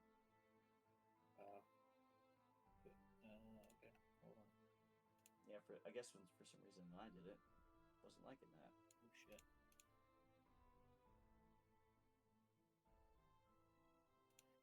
Yeah, it's not letting me. No. It's not letting you drag him back in. Every time I try to drag, everything else highlights. The fuck. I had a little bit of a lag here from Roll20. I mean, I'm able to drag him back in. Can you see him now? Yeah, I can see him now. All right. Hold on. Try this, Keegan. Hold on.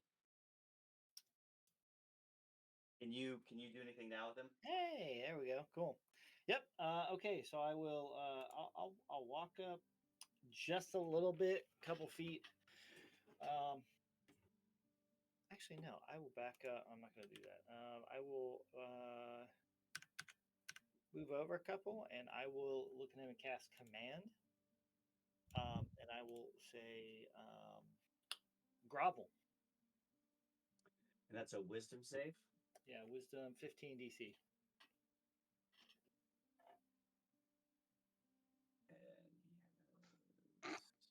Yep. Okay. So he'll do that. That's on his turn, correct? The target must succeed. He does that on his turn, correct? Mhm. Okay. All right. So you see that as you say that, his eyes start to glaze over, and you think it has taken effect. Anything else you want to do on your turn? Oh, I will move up 1, 2, 3. I'll move up that, and that'll end my turn. Okay. As you do so, you see that as his eyes are glazed over, he looks at you and then tries to force his way out of it. But he does fall to the ground. He uses his action and he falls to the ground. And he does grovel. Sweet. Just grovel. I'm just trying to see. Does he?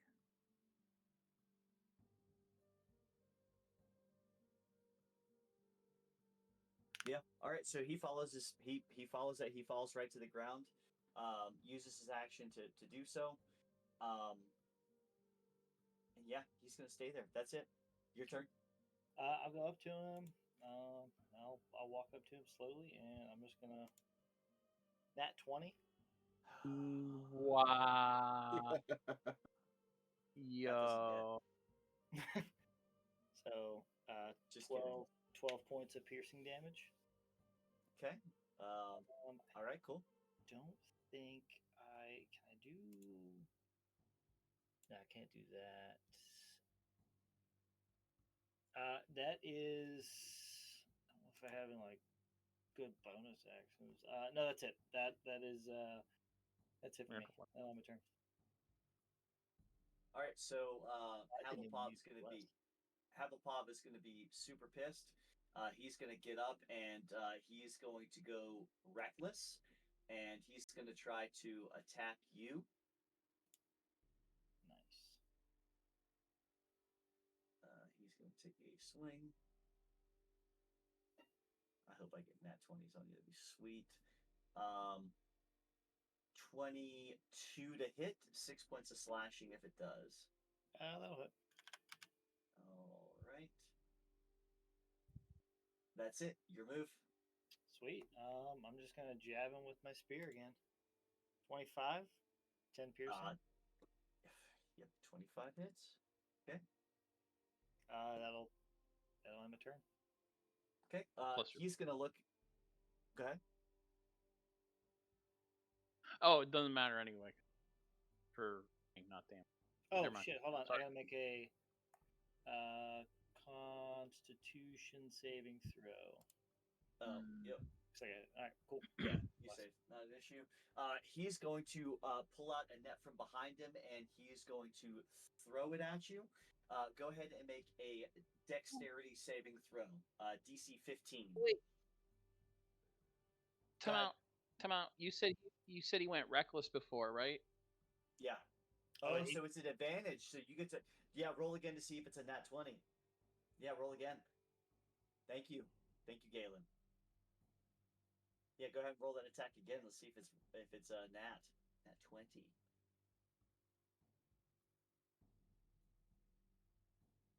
That's you, dude. Go ahead and roll your spear again. Oh, shit. Sorry. My bad. I know what you're saying. Nah, 21. All right. Still 10 points, but all right, cool. Thank you, Galen. I appreciate All that. right. Whoops. Got it. All right. He's going to throw this net of entanglement at you. Go ahead and make a dexterity saving throw, DC 15. Oh man. I get. Hold on. My bless. Mhm. Yep. So that is a D4. Whew. 15. 15 just saves. So as he throws this at you, this net you're barely able to get by, but this net looks pretty nasty. All right, that'll be the end of his turn. Your move. Oh, I'm just gonna smack him again. 14 plus 17 to hit. It hits. 9 piercing. Okay. That'll You are end my taking turn. him down. Okay. All right. He's gonna go reckless again, and he's gonna go ahead and. I'm only seeing one attack show up for yours. I know. Oh, okay. I know. All right. Just I okay. know. I know. 23 to hit, 4 slashing. Yeah, that'll do it. Okay. Your move. Spear again. 26, 6 Go piercing. ahead. Go ahead and roll it again. We'll see if you just nat real quick. Nope. 10, so 6. Okay, 30. That's fine. All right. I just want to see something. I just want to read one thing.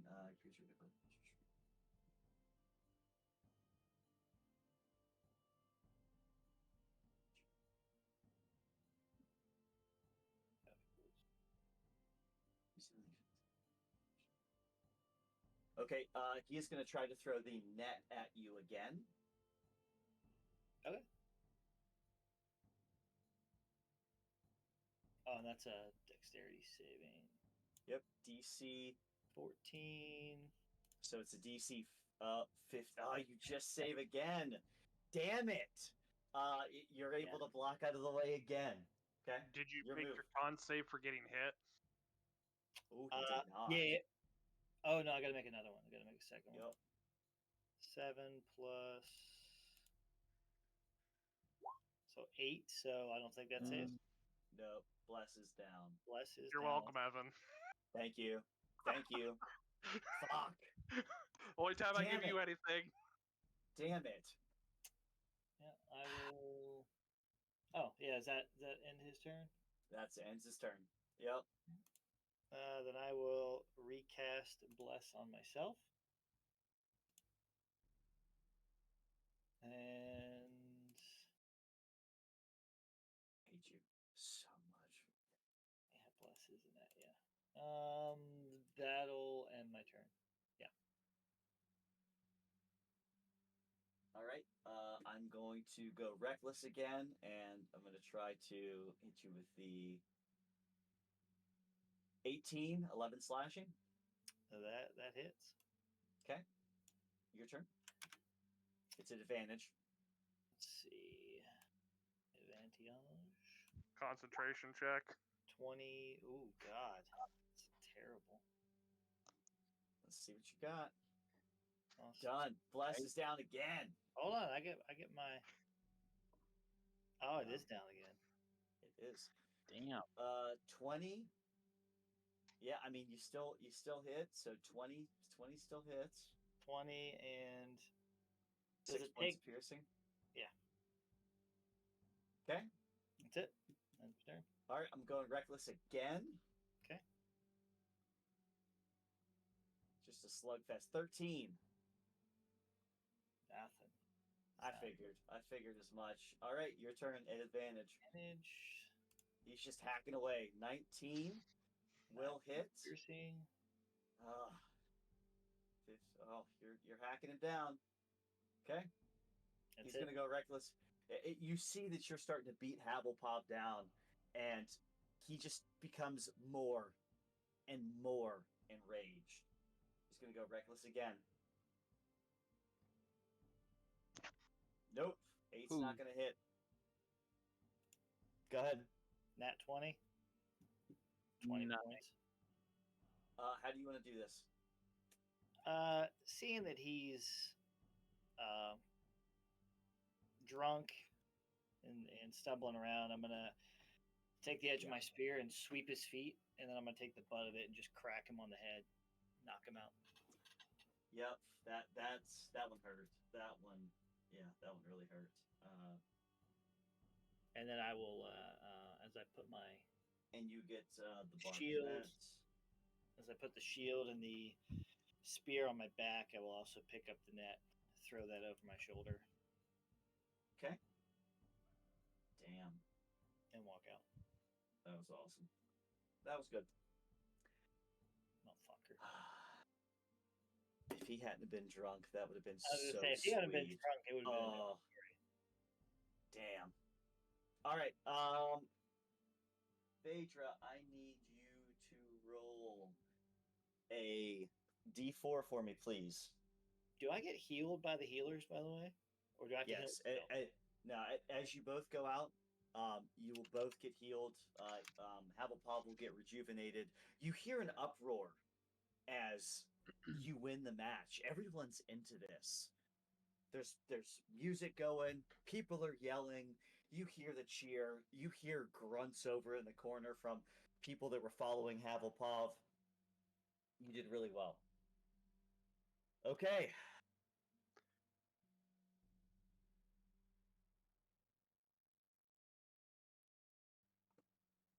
Hagrid comes down.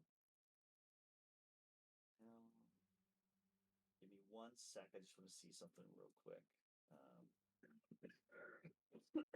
Excuse me.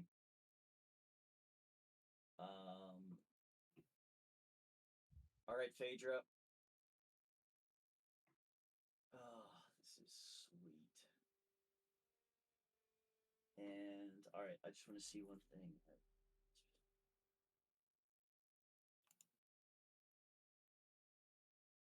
And this guy has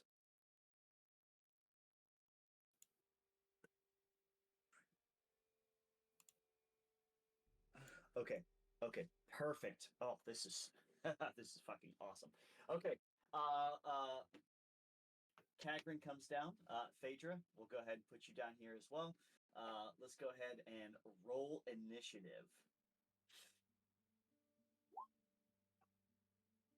Good, waste All right. that nat 20. I fucking wish I hadn't done that one. That's shit. That's fine. So Kagrin's gonna look at you and oh, this is amazing. Give me 1 sec. I need to make sure I'm doing one thing correct before I do this.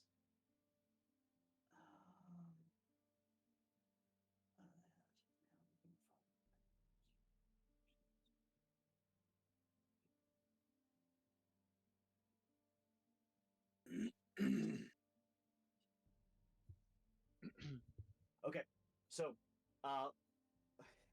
this is a battle of champions, people. So as you look at him, Kagrian, you fought well, my friend. Knowing that you haven't fought yet, he's gonna go ahead and look at you, and as you see this helm on his head, you see one of the rubies light up, and he's going to. Can I just show you guys this? Can I do this to you? He's going to go ahead and cast Wall of Fire around you. What the actual fuck? Helm of Brilliance. Helm of Brilliance. That's how we roll. That's what I like to do here. I don't know how to show it right there. He's gonna go ahead and engulf you in flames. You can make a wall up to 60 feet, 20 feet high. Go ahead and make a dexterity saving throw, if you could, please. It's a DC 8. Awesome. That is absolutely amazing. So it's 5d8. So you'll do half of that. I'm kind of sad I'm kind of sad we didn't have an actual combat tonight because we have like 12 or nat 20s. Shame. I'm so upset. Seriously, this is. I mean, you guys are fucking killing it. It's awesome. He is actually going to. So this is 60 feet. He's just gonna go ahead and basically engulf you with fire facing towards you. I'm just gonna try to freehand this around you. So when the wall appears, on the side of the wall, select a creature takes the same damage when it enters the wall for the first time, or the other side of the wall does no damage. All right, so you take half of that, so 12 points of damage. I take a quarter of it. I'm a tiefling and fire resistant. Even better. So 6 points of damage to you. That is beautiful. And yeah, that'll be his turn. That's Is awesome. Wall of Fire a concentration spell by chance? I'm trying to look at this from the Helm of Brilliant. It just says that he can cast it. Let me double check. It says that he's able to cast it from this. I think it is, but I have to double check. Yeah. It is a concentration spell. I'm just blanking on when you hit it. As long as that, nope, that's not fireable. That's fine. Roll a d20 if you want.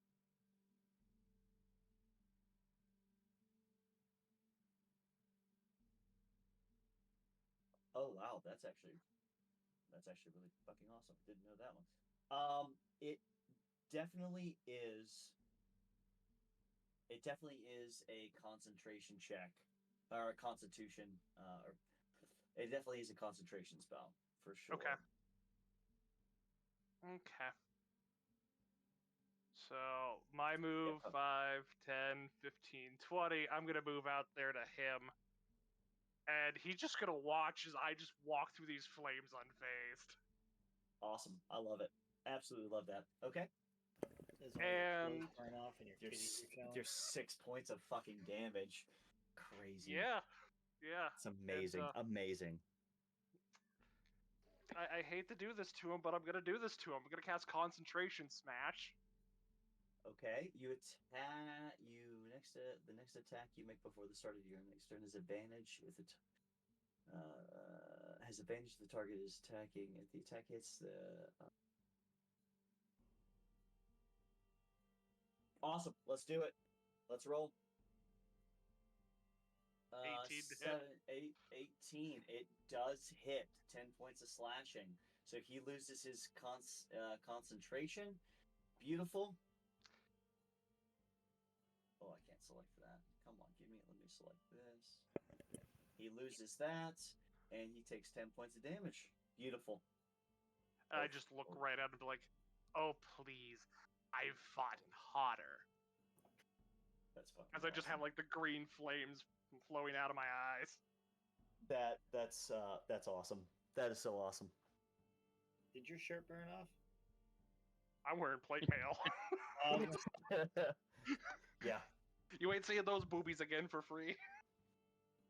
I mean, kindness should to begin with, so. All right. Anything else on your turn? No, that's it. Okay. He's going to take a step towards you, and he is going to attack with his flail.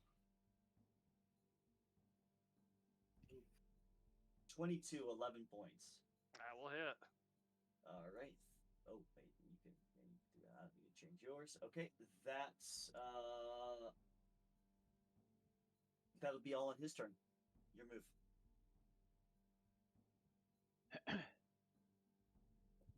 Oh, how badly do I want to screw with this guy?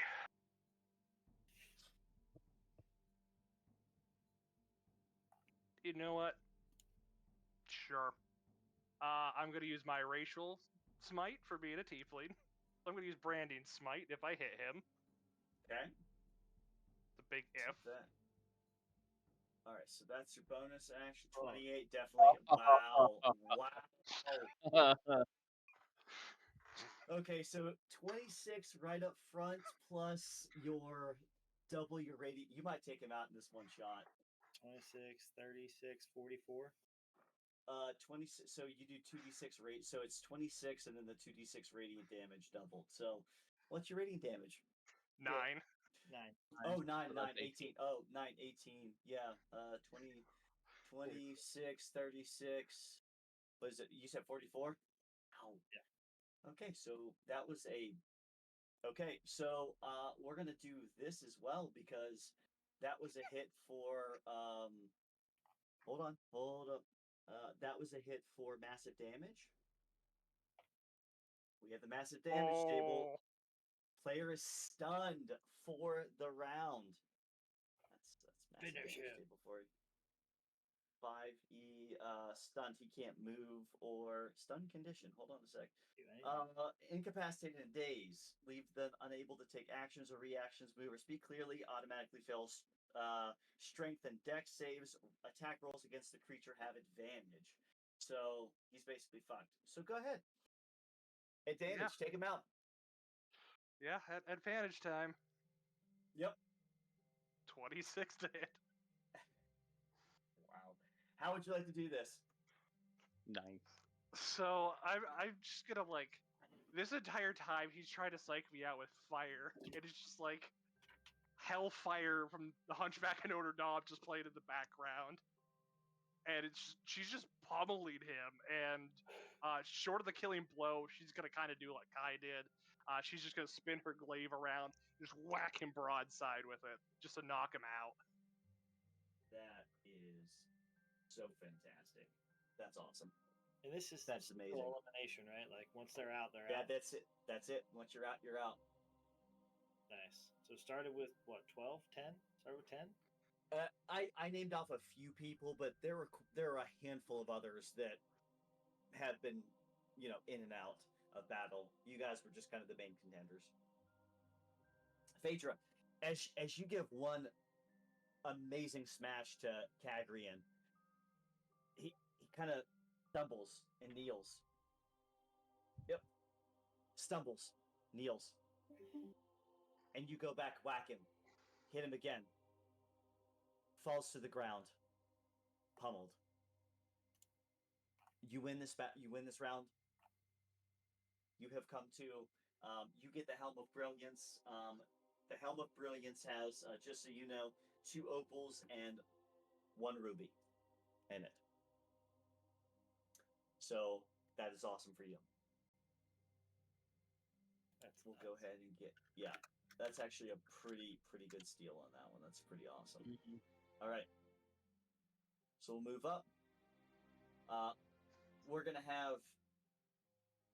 Oh, that's a very rare item. It is. Mm-hmm.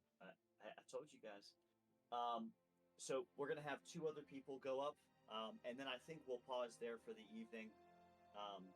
You have Gratus and K-Tail go up. Gratus is the Knight of the Crown Paladin. K-Tail is a Dragonborn spell thief. They start to go back and forth, and K-Tail tries to stay off to a degree, not wanting to get in melee range, casting some spells, and you can see it's getting on Gratus's nerves. But with his Oath of Protection, with the Divine Smites, with that melee prowess, Gratus is going to be able to come up and withstand some of the magical prowess that K-Tail has. And after a full round of battle, some scars, and quite a few slashes, Gratus is going to come out on top.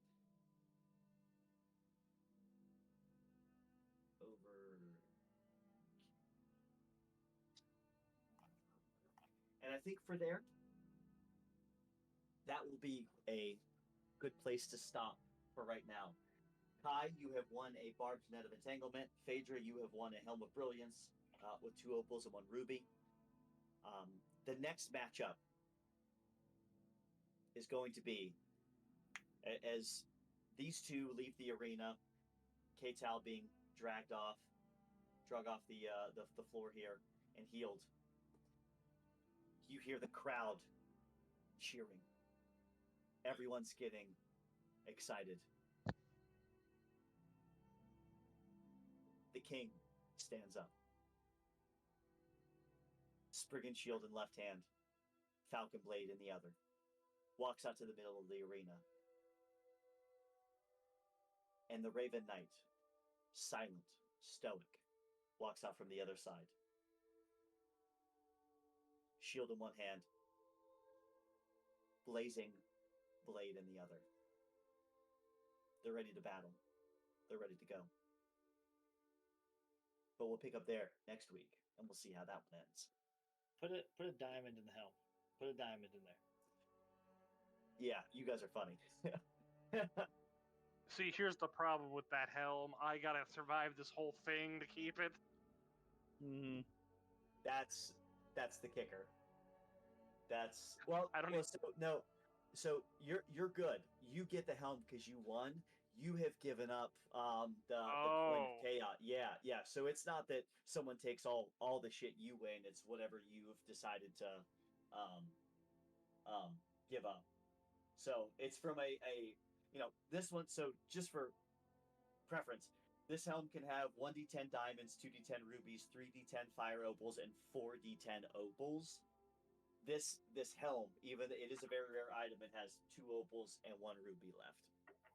That's opening.